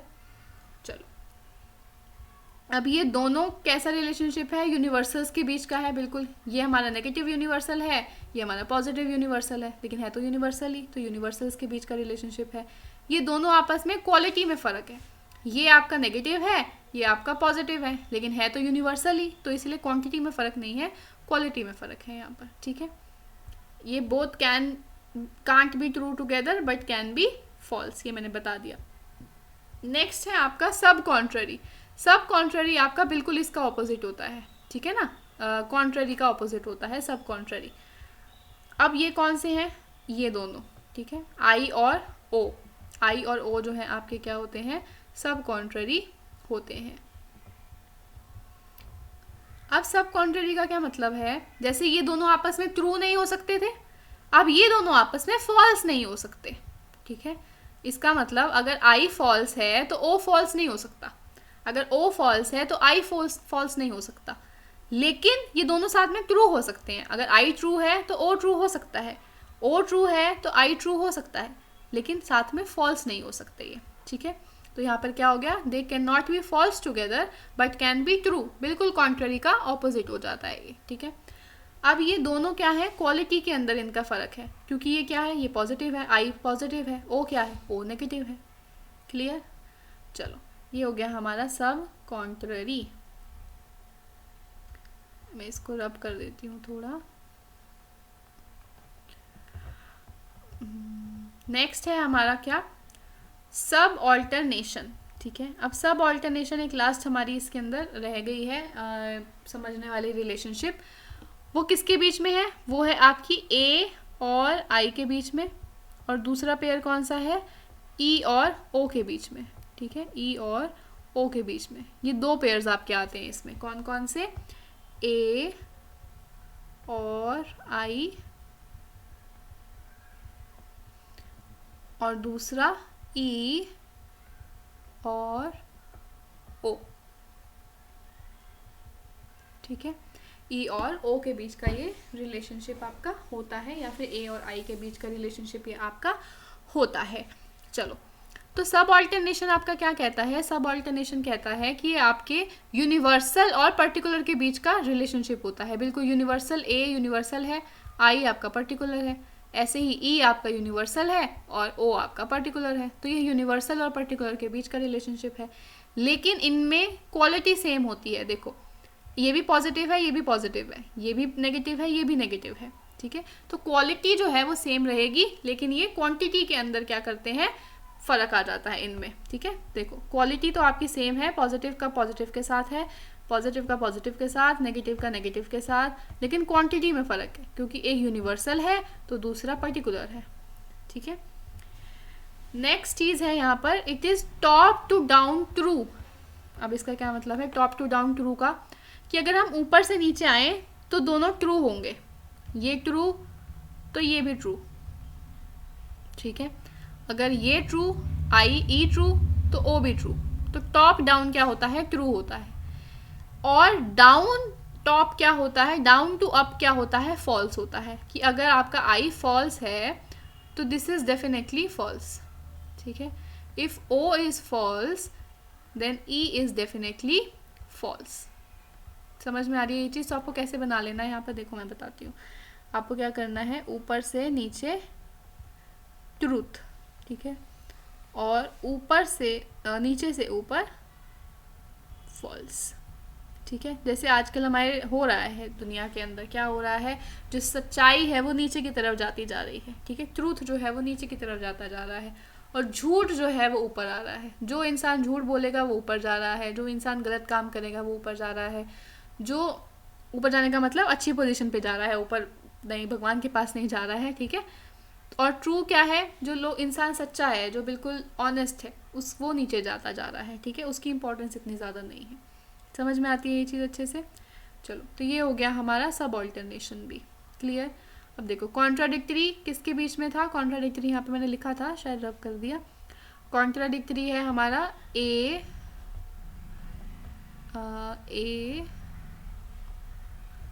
और ओ के बीच में, और ई और आई के बीच में। ये चीज़ आप लिख लेना, ठीक है ना, अपनी नोटबुक के अंदर कि किस किस के बीच के रिलेशनशिप है। क्लियर, बाकी इसकी पीडीएफ जो है वो तो मैं दूंगी आपको, लेकिन पीडीएफ में ये नहीं मिलेगा ना आपको कि किस किस के बीच में है, किस किस के बीच में है। तो ये समझने के लिए, यहाँ पे कहीं एरो नहीं लगा हुआ है इस फिगर में, तो ये समझने के लिए आपको क्या करना चाहिए, लिख लेना चाहिए अपनी नोटबुक के अंदर। बाकी पीडीएफ तो आपको मिल ही जाएगा। चलो, नेक्स्ट है मूड्स एंड फिगर्स। ये बहुत ज़्यादा पॉपुलर आपका चल रहा है टॉपिक, ये हर साल इसमें से क्वेश्चन पूछा जाता है, लेकिन आजकल ना 2-3 सालों से और भी ज़्यादा क्वेश्चन इसमें से पूछ रहे हैं, और बहुत ही ज़्यादा आसान टॉपिक है। इतना ज़्यादा आसान टॉपिक है कि फ्री के आपके एक जो 2 नंबर हैं वो फ्री के नंबर हैं आपके। ठीक है ना, तो आपको ये देख लेते हैं हम क्या होता है। मूड क्या होता है, फिगर क्या होता है। तो किसी भी आर्ग्यूमेंट का मूड कैसे डिसाइड होता है, मूड डिसाइड होता है उसके क्वांटिफायर्स से, ठीक है। क्वांटिफायर क्या होते हैं, ऑल, नो, सम नॉट, ठीक है, ये आपके क्या है क्वांटिफायर्स होते हैं। तो आपको क्या देखना है, मूड कैसे लिखते हैं हम, मूड लिखते हैं पहले प्रीमाइस 1 का क्वांटिफायर, फिर प्रीमाइस 2 का क्वांटिफायर और फिर प्रीमाइस 3 का क्वांटिफायर। अब देखो इसका क्वांटिफायर क्या है, प्रीमाइस 1 का सम। अब सम हम अभी हम पढ़ कर आए हैं क्या होता है, आई होता है, ठीक है। देन प्रीमाइस 2 का क्या है क्वांटिफायर, ऑल। ऑल क्या होता है, अभी हम पढ़ के आए हैं, ए, ठीक है। देन सम हो गया कंक्लूजन का क्वांटिफायर। अब सम हमें पता है क्या होता है, आई होता है। तो ये आपका सिंपली क्या हो गया, इस आर्ग्यूमेंट का मूड हो गया, आई ए आई। ऐसे ही आपको पेपर के अंदर लिखना है, वहाँ पे ऑप्शंस में लिखा हुआ होगा कई सारा, ए आई आई, आई ई आई, या कुछ भी ऐसे करके दे रखे होंगे। तो आपको क्या करना है, आई ए आई के ऊपर टिक कर देना है। तो आपको क्या करना है, सिंपली इनके क्वांटिफायर, P1 का क्वांटिफायर, फिर P2 का क्वांटिफायर, फिर कंक्लूजन का क्वांटिफायर, सिंपल आई ए आई आ जाएगा आपका, ठीक है। This is mood. फिगर्स क्या है, फिगर आपकी 4 तरीके की होती है, ये आपको ध्यान देना है। देखो ये आपको ध्यान देना है, ये वाला जो फिगर है ना, ये अपने दिमाग में एकदम छाप लेनी है आपको फिगर्स करने के लिए। इसकी जो देखो फिगर्स को करने के लिए इसकी फिगर आपको ध्यान रखनी है, ठीक है ना। तो क्या है फिगर, देखो पहले इस तरफ, फिर सीधा, फिर इस नीचे की तरफ, फिर इस तरफ, ठीक है। ये आपको ध्यान देना है, ऐसे ऐसे ऐसे ऐसे इस फिगर को ध्यान देना है। तो ये क्या है, आपकी फिगर 1 है, ये फिगर 2 है, ये फिगर 3 है और ये फिगर 4 है। तो आर्ग्यूमेंट में मैम ये कैसे पता चलेगा ये क्या है, ये फिगर ऐसी बनी हुई आएगी या क्या आएगा, नहीं ऐसा नहीं आएगा। आपको ये पैटर्न है, पैटर्न ऑब्जर्व करना है। वो क्या है, अगर तो आपकी मिडल टर्म ऐसे दिखे, ठीक है, मतलब सब्जेक्ट में दिखे, प्रीमाइस 1 के सब्जेक्ट में दिखे और प्रीमाइस 2 के ऑब्जेक्ट में दिखे, ठीक है, ऐसे हो, इस तरफ हो, जैसे मैं आपको बताती हूँ। देखो ऑल ए आर बी, ठीक है, all A are B, then all C are A, ठीक है। तो क्या हुआ यहाँ पे, आपका मिडिल टर्म क्या है, ए है, और ये कहाँ पर लाई कर रहे हैं, आपके इधर लाई कर रहे हैं, इस पोजीशन में, ठीक है। तो ये आपका क्या हो जाएगा, फिगर 1 हो जाएगी। नेक्स्ट है फिगर 2, कि आपको दोनों प्रीमाइस के प्रेडिकेट में ही मिले, ऑब्जेक्ट में ही मिले मिडिल टर्म, ठीक है। जैसे कि all A are B, all C are B. तो यहाँ पे क्या है, आपका मिडिल टर्म बी है और कहाँ पर लाई कर रही है, इधर लाई कर रही है, ठीक है। तो ये क्या हो गया, आपका फिगर 2 हो गई। तीसरी फिगर कब होगी, अगर आपका मिडिल टर्म सब्जेक्ट में हो, दोनों प्रीमाइसिस के सब्जेक्ट में हो। जैसे कि क्या एग्जांपल इसका होगा, all A are B, all A are C, ठीक है। तो ये आपका क्या हो जाएगा, फिगर 3 हो जाएगा। नेक्स्ट है आपका फिगर 4। फिगर 4 क्या है, अगर आपकी मिडिल टर्म जो है वो ऐसे लाई कर रही हो, ठीक है, इस तरफ हो, फर्स्ट प्रीमाइस के प्रेडिकेट में हो और सेकंड प्रीमाइस के सब्जेक्ट में हो। तो क्या हो जाएगा ये, all A are B and all B are C, ठीक है। अगर ऐसा आपको स्टेटमेंट मिले तो ये आपकी क्या हो जाएगी, फिगर 4 हो जाएगी, ठीक है। तो आपको ध्यान देना है कैसे, ऐसे ही है ना, ये देखो 1, फिर ये लास्ट में, फिर ये फर्स्ट वाला और फिर इस तरफ, ये आपको फिगर ध्यान देनी है जिससे आपको याद रहेगा, फिगर 1, फिगर 2, फिगर 3, फिगर 4, ठीक है। चलो नेक्स्ट टॉपिक है हमारा फैलेसीज। फैलेसीज is a very very very important topic, इसमें से हर बार पेपर में आता ही आता है, ठीक है, बहुत ही ज़्यादा इंपॉर्टेंट है ये टॉपिक। तो ये आपकी फॉर्मल इनफॉर्मल फैलेसीज हैं सारी, ठीक है ना। इनफॉर्मल फैलेसीज आपकी होती हैं कंटेंट से रिलेटेड, ठीक है। 2 तरीके की फैलेसीज होती हैं, अभी आपको बता देती हूँ मैं। एक होती है आपकी कहाँ गई, एक होती है आपकी फॉर्मल फैलेसी,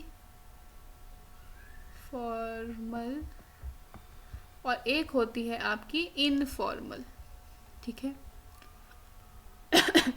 तो जो फॉर्मल वाली है ना वो तो मैं आपको करवाऊंगी किसमें, इंडियन लॉजिक के टाइम पर, ठीक है। अभी हम सारी इनफॉर्मल वाली कर रहे हैं। तो जो फॉर्मल वाली होती है ना वो आपके स्ट्रक्चर से रिलेटेड होती है, फॉर्म से रिलेटेड होती है, मतलब पीपीसी से रिलेटेड होती है कि आपने पीपीसी जो है प्रेमाइस प्रीमाइस कंक्लूजन, इसके अंदर इसकी फॉर्मेशन में कुछ गलती कर दी, ठीक है, तो वो फैलेसी है। फैलेसी का मतलब सिंपली यही होता है आपका गलतियाँ, ठीक है, आपकी मिस्टेक्स, जो भी आपने मिस्टेक कर दी है अपनी आर्ग्यूमेंट में।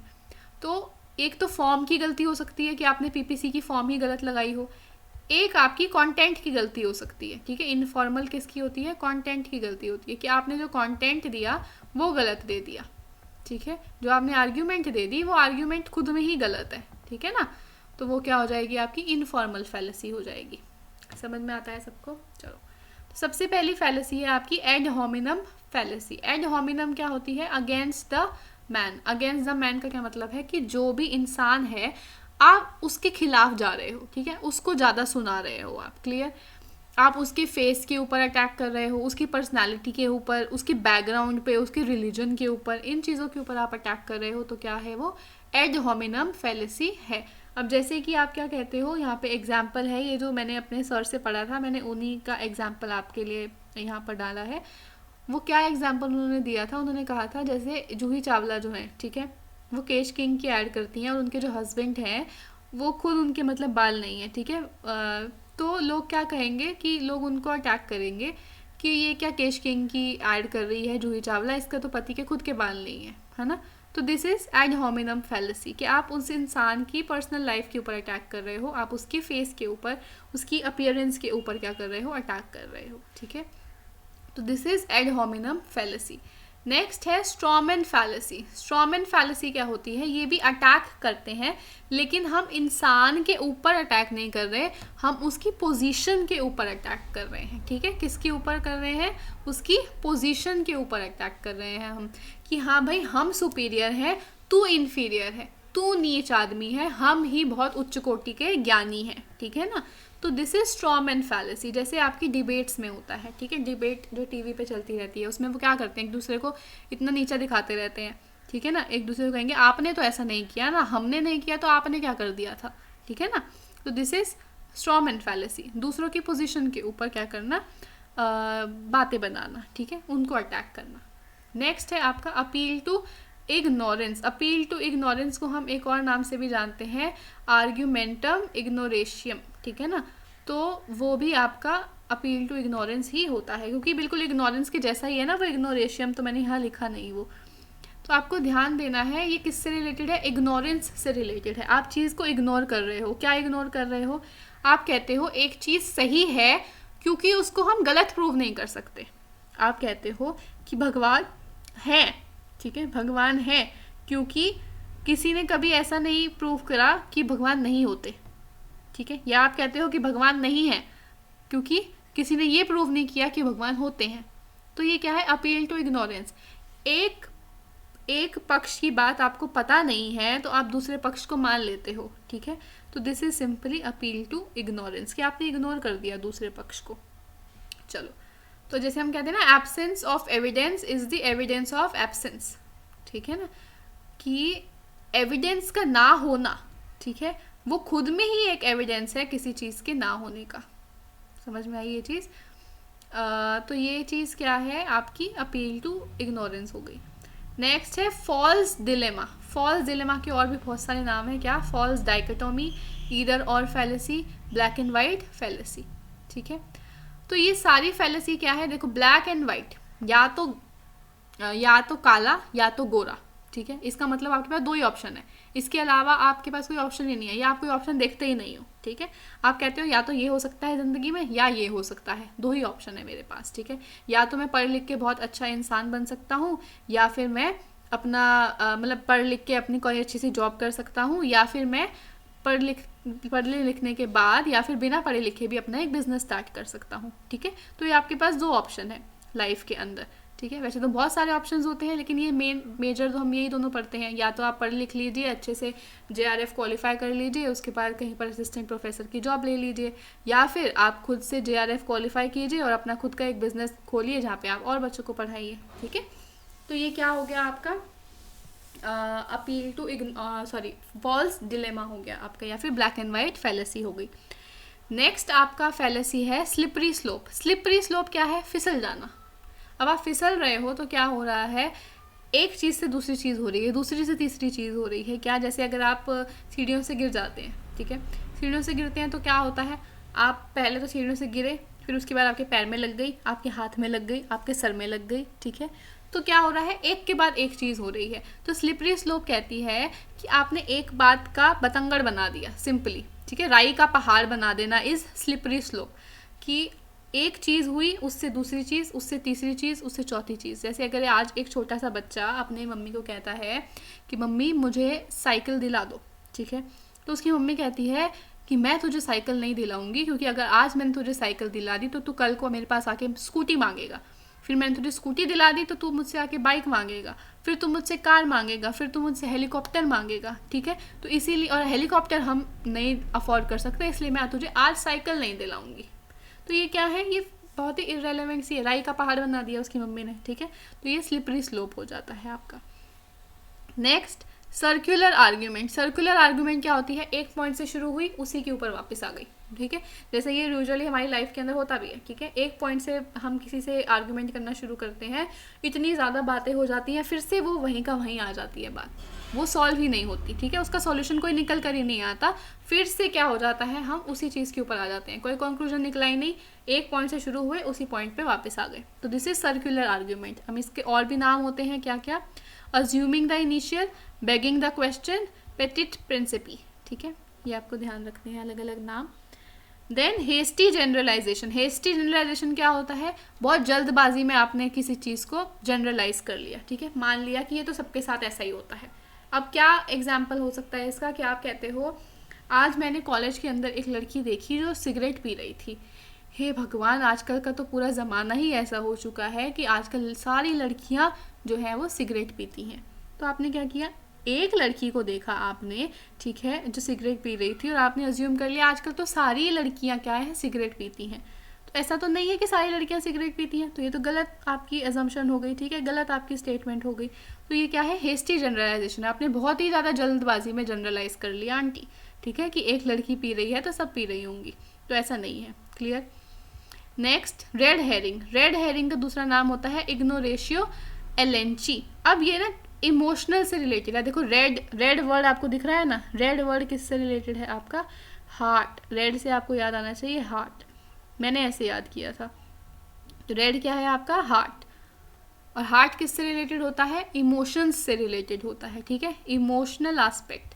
अगर आप किसी चीज़ के अंदर इमोशनल एस्पेक्ट लगा के अपने आर्ग्यूमेंट को सही करने की कोशिश करो तो वह रेड हेरिंग हो जाती है। ठीक है, आप कहते हो कि जैसे अगर कोई विमेन है, ठीक है, वो अबॉर्शन करवाना चाहती हैं, ठीक है, और आप कहते हो कि ये तो छोटे बच्चे की जान ले लेना है, या फिर ये तो बहुत ही बड़ा पाप है, आप ऐसे नहीं किसी बच्चे की जान ले सकते, वो तो भगवान का आशीर्वाद होता है। तो आप क्या कर रहे हो, एक इमोशनल एस्पेक्ट जोड़ रहे हो, इररेलेवेंट इमोशनल एस्पेक्ट। भाई वो उस खुद लड़की की अपनी लाइफ भी तो है ना।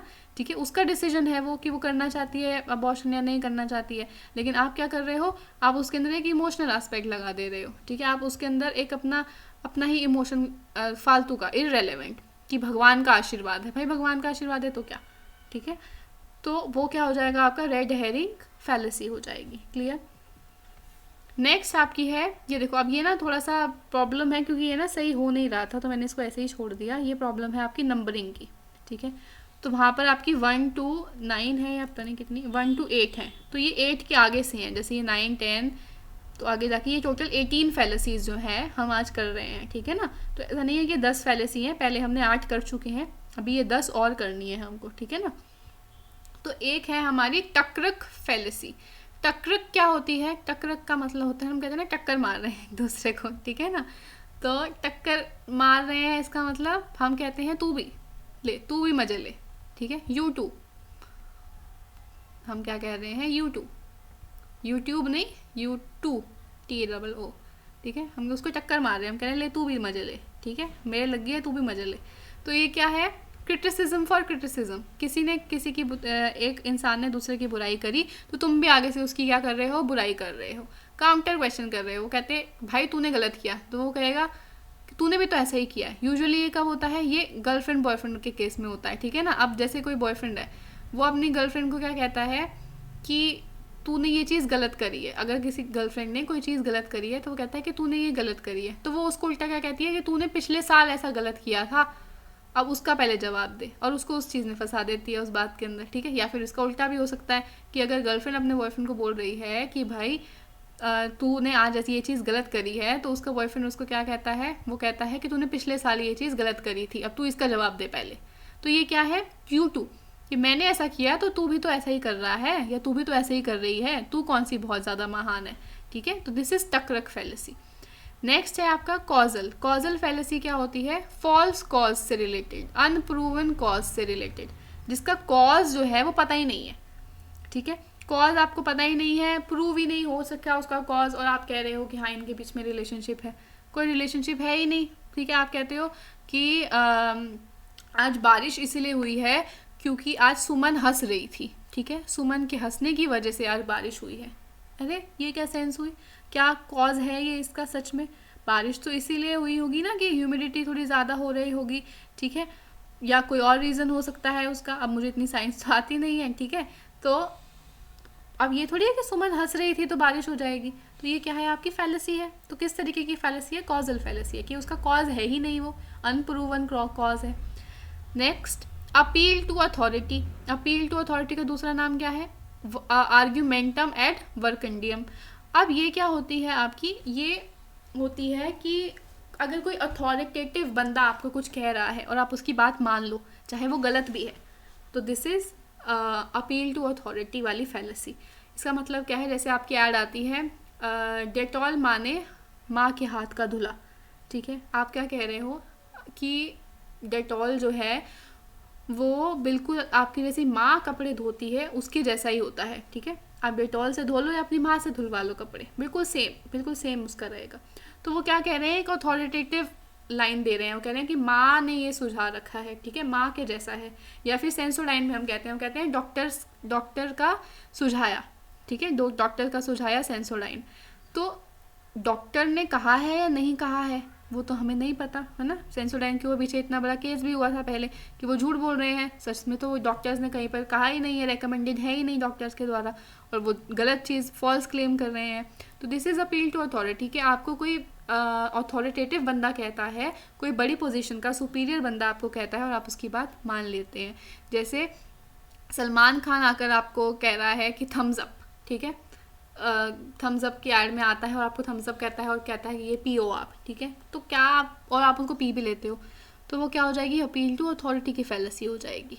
नेक्स्ट, अपील टू पिटी या फिर आर्ग्यूमेंटम एज मिजरिकॉर्डियम। ये अलग अलग नाम हैं, आपको याद रखने हैं। अपील टू पिटी क्या है, इररेलेवेंट सिंपैथी देते हो आप किसी को, ठीक है। आप कहते हो कि भाई इसके साथ तो बहुत ही ज़्यादा बुरा हो गया, ठीक है। अब क्या एग्जाम्पल इसका हो सकता है कि एक छोटा सा बच्चा है, ठीक है, उसका टॉय टूट गया, ठीक है, तो आप क्या कहते हो कि हे भगवान इसकी तो पूरी ज़िंदगी ख़राब हो गई, इसका तो पहला टॉय टूट गया, इसकी तो किस्मत ही ख़राब है, इसको तो हमें बाबा के पास लेकर जाना पड़ेगा, इसकी तो पूरी ज़िंदगी बर्बाद हो जाएगी।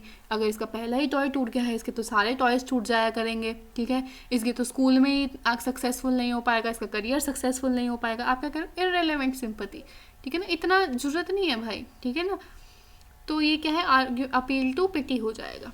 नेक्स्ट, एड पॉपुलम या फिर bandwagon fallacy. Bandwagon fallacy जो है, आपको बैंड वेगन इफेक्ट, जो इकोनॉमिक्स के स्टूडेंट होंगे उनको तो पता होगा क्या होता है।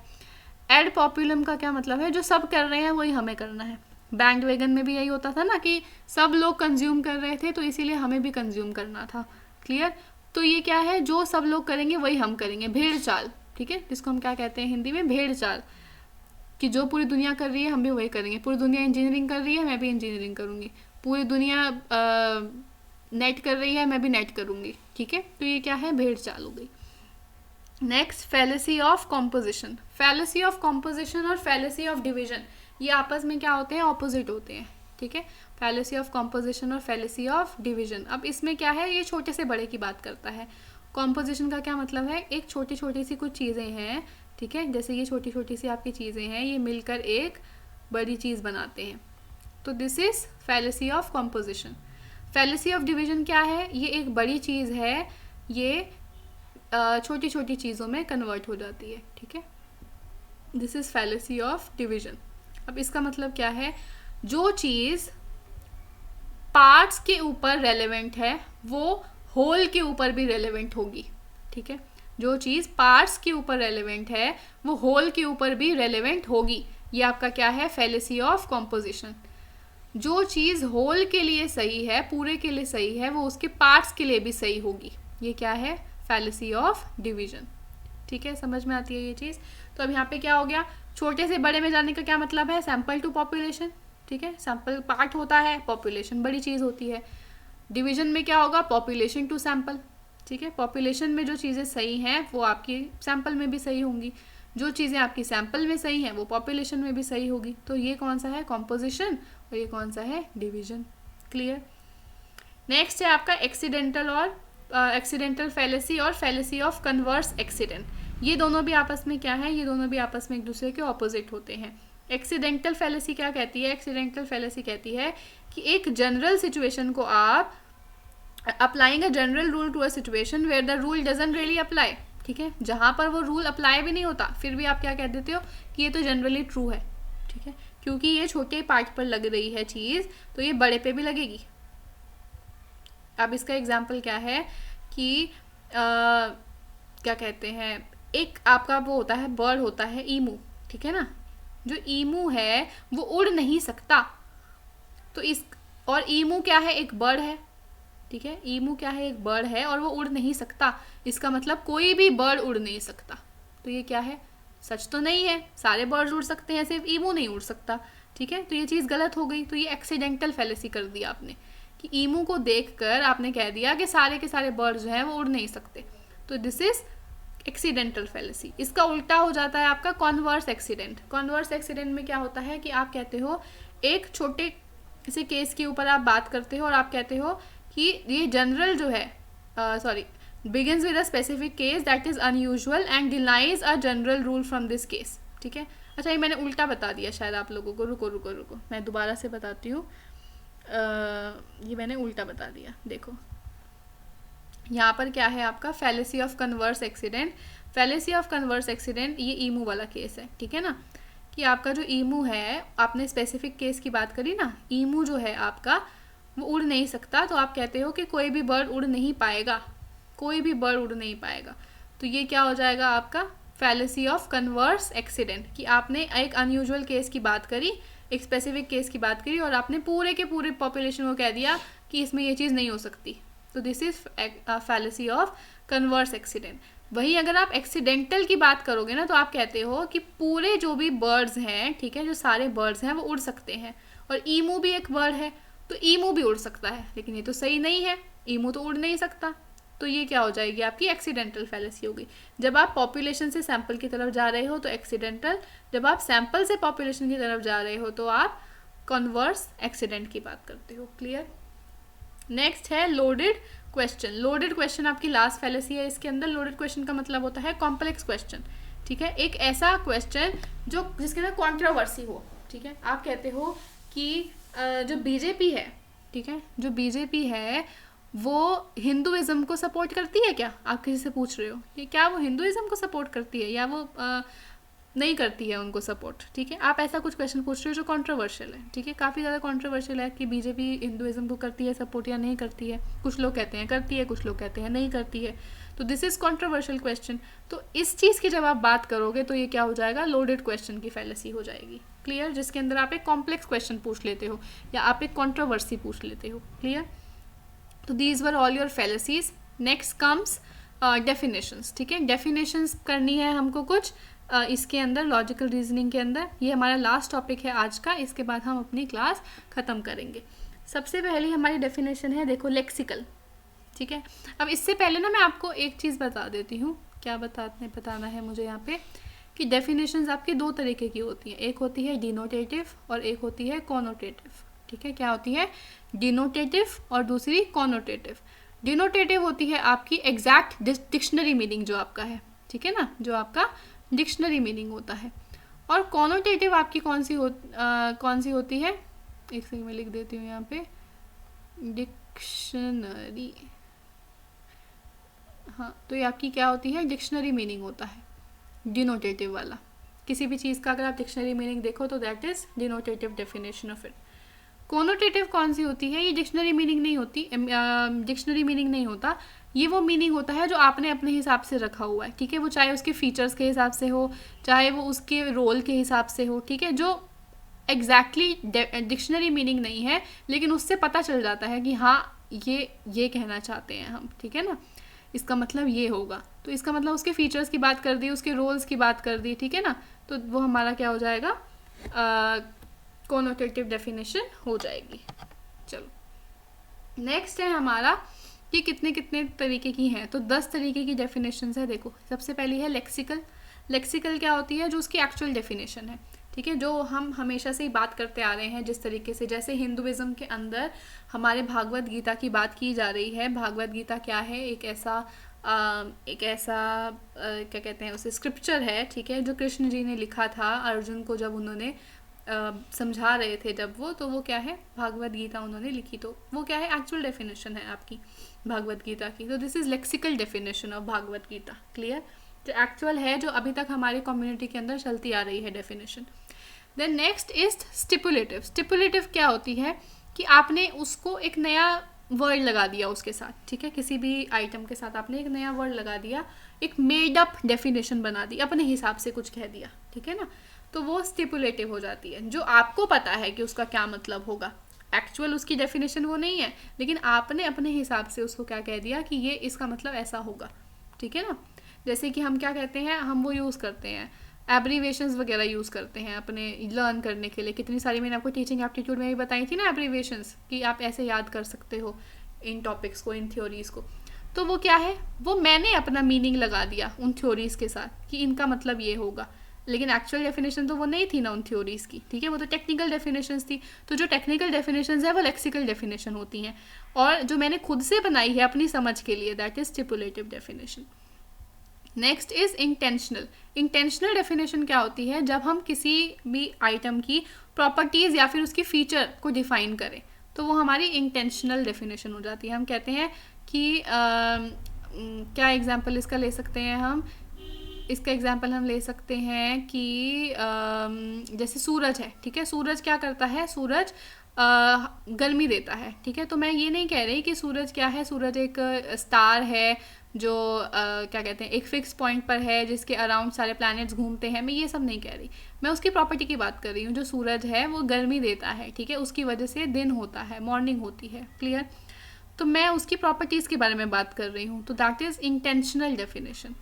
Next is extensional definition. Extensional क्या होती है? जब हम उसके मेंबर्स की बात करें, जैसे कि सोलर सिस्टम। सोलर सिस्टम के अंदर क्या है आपका कि ये प्लैनेट्स हैं आपके, ये सन है आपका। ठीक है, आपने क्या किया? उसके प्लैनेट्स के नाम बता दिया, ये मरकरी है, ये वीनस है, ये अर्थ है, ये सैटर्न है। ठीक है, ये मार्स है। तो आपने क्या कहा? इसके अंदर इतने सारे प्लैनेट्स होते हैं, 8 तरीके के आपके प्लैनेट्स होते हैं। तो ये एक्सटेंशनल डेफिनेशन हो जाती है। ठीक है, दिस इज आपकी एक्सटेंशनल डेफिनेशन जब आप उसके मेंबर्स की बात करोगे। Next is precising definition. Precising क्या होती है? Precise definition, to the point definition, एकदम एग्जैक्ट क्या मतलब है। जैसे लॉ के अंदर ऐसा होता है ना, लॉ के अंदर आपको एग्जैक्टली बता रखा होता है। आप किसी भी एक्ट किसी भी एक्ट को खोल के देख लो, नेगोशिएबल इंस्ट्रूमेंट एक्ट को खोल के देख लो, या आप किसी भी एक्ट को खोल के देख लो, तो आपको क्या मिलेगा वहाँ पर? एग्जैक्ट डेफिनेशंस मिलेंगी। ठीक है ना, कि ये होता है चेक। ठीक है, ये होता है आपका प्रॉमिसरी नोट, ये मतलब एग्जैक्टली आपको सारी डेफिनेशन। ये बायर होता है, ये कंज्यूमर होता है। ठीक है ना, कंज्यूमर के राइट्स ये होते हैं, कंज्यूमर की ड्यूटीज़ ये होती हैं। आपको हर एक चीज़ क्या है? एकदम प्रिसाइज मिलेगी, टू द पॉइंट मिलेगी, इधर उधर की बातें नहीं होंगी। तो that is simply प्रिसाइजिंग definition. Next is persuasive. Persuasive क्या होती है? किसी को परसुएड करने के लिए, किसी को इन्फ्लुएंस करने के लिए जो डेफिनेशन दी जाती है, ठीक है, जो यूजुअली आपके पॉलिटिशियंस करते हैं, ठीक है ना, वो क्या कहते हैं, ऐसी डेफिनेशन यूज़ करते हैं, ऐसी भाषा यूज़ करते हैं जिससे पूरी जो जनता है वो उनसे इन्फ्लुएंस हो जाए। नेक्स्ट है आपकी ऑपरेशनल डेफिनेशन। ऑपरेशनल क्या होती है? जो मेजरमेंट से रिलेटेड होती है। अब मेजरमेंट से रिलेटेड का क्या मतलब है? जैसे मैथ्स में करते हैं ना कि let the value the area of rectangle be X, ठीक है, या फिर कुछ भी, the length of the rectangle be X, area तो आपका अलग हो जाएगा, ठीक है ना, एक्स वाई हो जाएगा अगर आपने वाई दूसरी ब्रेथ ले रखी है तो एरिया को आपने क्या कह दिया? Let area of the rectangle be X Y, तो आपने क्या कहा? उसकी मेजरमेंट दे दी, इतना हमने लेट कर लिया है। तो जब हम ऐसी बात करते हैं तो वो उसकी ऑपरेशनल डेफिनेशन होती है। Next is functional definition. Functional क्या होती है? कि उसके रोल, उसका यूज़ क्या है आइटम का, उसकी अगर हम बात करें तो वो फंक्शनल। जैसे हम कहते हैं पानी की अगर मैं बात कर रही हूँ और मैं कहती हूँ ये ऐसी चीज़ है जो मेरी प्यास बुझाएगी, तो वो क्या है? फंक्शनल डेफिनेशन है। मैं उसके फंक्शन बता रही हूँ, उसका रोल बता रही हूँ। Next analogous. एनालॉगस होता है एनालॉजी, इसमें वर्ड दिखना चाहिए आपको, एनालॉजी। ये कई बार पेपर में पूछा भी गया है आपसे, ठीक है, कि एनालॉजी क्या होती है। एनालॉजी आप जहाँ पे भी आपको वर्ड दिखे उसका मतलब है कंपैरिजन करना, ठीक है, कंपेयर करना। जैसे हम क्या कंपेयर करते हैं? ब्रेन को कंप्यूटर को ब्रेन के साथ क्या करते हैं? सीपीयू को ब्रेन के साथ हम जोड़ते हैं, कंपेयर करते हैं, तो ये एनालॉगस डेफिनेशन है। जैसे हम कहते हैं कि CPU is the brain of computer, ठीक है, तो क्या वो सच में उसका दिमाग है क्या? सीपीयू कोई दिमाग तो है नहीं असलियत में, लेकिन उसका फंक्शन बिल्कुल वैसा है जैसा एक ह्यूमन बॉडी में दिमाग का काम होता है। तो हमने क्या कहा? एनालॉगस डेफिनेशन दी है उसकी, सीपीयू की। क्लियर? नेक्स्ट है थ्योरेटिकल। थ्योरेटिकल क्या है? थ्योरी मीनिंग, ठीक है, जिसमें हम प्रैक्टिकल की बात नहीं कर रहे, बिल्कुल जो थ्योरी में जैसा मीनिंग उसका देखा है हमें वैसा मीनिंग हम उसका समझा रहे हैं, तो that is theoretical definition. Clear है ये सबको अच्छे से? इसके साथ हमारा जो टॉपिक है लॉजिकल रीजनिंग का वो कंप्लीट होता है। हमारी पूरी जो वीडियो थी वो पूरी अच्छे से सक्सेसफुल रही, काफ़ी चीज़ें हमने नई नई सीखी हैं इसके अंदर।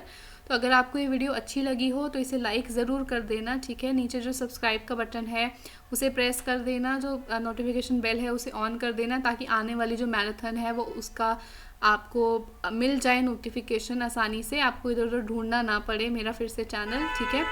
नेक्स्ट है आपकी टेलीग्राम चैनल को भी ज्वाइन कर सकते हैं मेरे, ठीक है। टेलीग्राम चैनल के ऊपर आपको इसकी पीडीएफ मिल जाएगी। इससे पहले जो मैराथन्स हुई हैं, जो भी वीडियोस मैंने बनाई हैं उसकी आपको सबकी पीडीएफ मिलेगी। आने वाली जो वीडियोस हैं उनकी पीडीएफ भी वहाँ पे आपको मिलेगी, ठीक है। आप मुझे इंस्टाग्राम पे फॉलो भी कर सकते हैं, माइंड योर इकोनॉमिक्स नाम से ही मेरा टेलीग्राम भी है और इंस्टाग्राम भी है।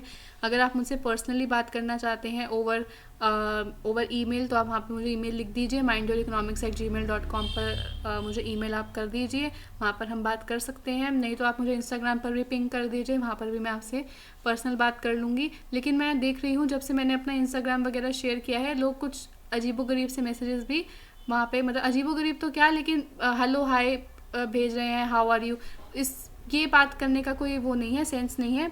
अगर आप कोई भी मुझसे यूजीसी नेट से रिलेटेड पूछना चाहते हो, या आप पेपर से रिलेटेड कुछ पूछना चाहते हो, या पीएचडी से रिलेटेड पूछना चाहते हो, तो उससे रिलेटेड आप मुझे क्वेश्चंस जो है डायरेक्टली भेजा करो, ठीक है। हाय हेलो की ज़रूरत नहीं है। हाय हेलो देख कर ना मैं यूजुअली इग्नोर कर देती हूँ जो होते हैं मैसेजेस, क्योंकि कई लोग इररेलेवेंट मैसेजेस भी भेजते रहते हैं, तो इसीलिए मैं उसे इग्नोर कर दूँगी। आप मुझे डायरेक्टली मैसेज करो कि मैम मैंने आपका यूट्यूब पे वीडियो देखी है और मुझे आपसे ये क्वेश्चन पूछना है, ठीक है। डायरेक्टली अपना क्वेश्चन आप मुझे भेजिए, तो मैं आपको आसानी से उसका क्या करूँगी, फिर मुझे पता चल जाएगा कि ये मेरा स्टूडेंट है, मुझे इसको रिप्लाई करना है, ठीक है ना। तो आप ऐसे मुझे मैसेज कर दीजिए, मैं आपकी क्वेरीज जो है उसे सॉल्व करने की पूरी कोशिश करूँगी। नेक्स्ट आपकी जो वीडियो है वो मैं इंडियन लॉजिक की ही लेकर आऊँगी, ठीक है। इंडियन लॉजिक की जो क्लास है वो मैं आपकी बोर्ड पर लूँगी, यहाँ पर नहीं लूँगी, क्योंकि इंडियन लॉजिक पूरा मतलब हिंदी में होगा ना वो, तो यहाँ पर करना थोड़ा मुश्किल हो जाएगा पीपीटी में। तो मैं आपके लिए बोर्ड पर ही उसकी क्लास लेकर आऊँगी, और बहुत अच्छे से अलग अलग पेन वगैरह यूज़ करके करेंगे, बहुत मज़ा आएगा और अच्छे से आपको समझ आ जाएगा वो क्या है। तो उसको बिल्कुल भी मिस मत करना, उसकी वीडियो भी जल्दी मैं लेकर आऊँगी। तो अभी नेक्स्ट वीडियो जब तक नहीं आती है तब तक के लिए stay healthy, wealthy and nerdy, and do not forget to mind your economics. Thank you.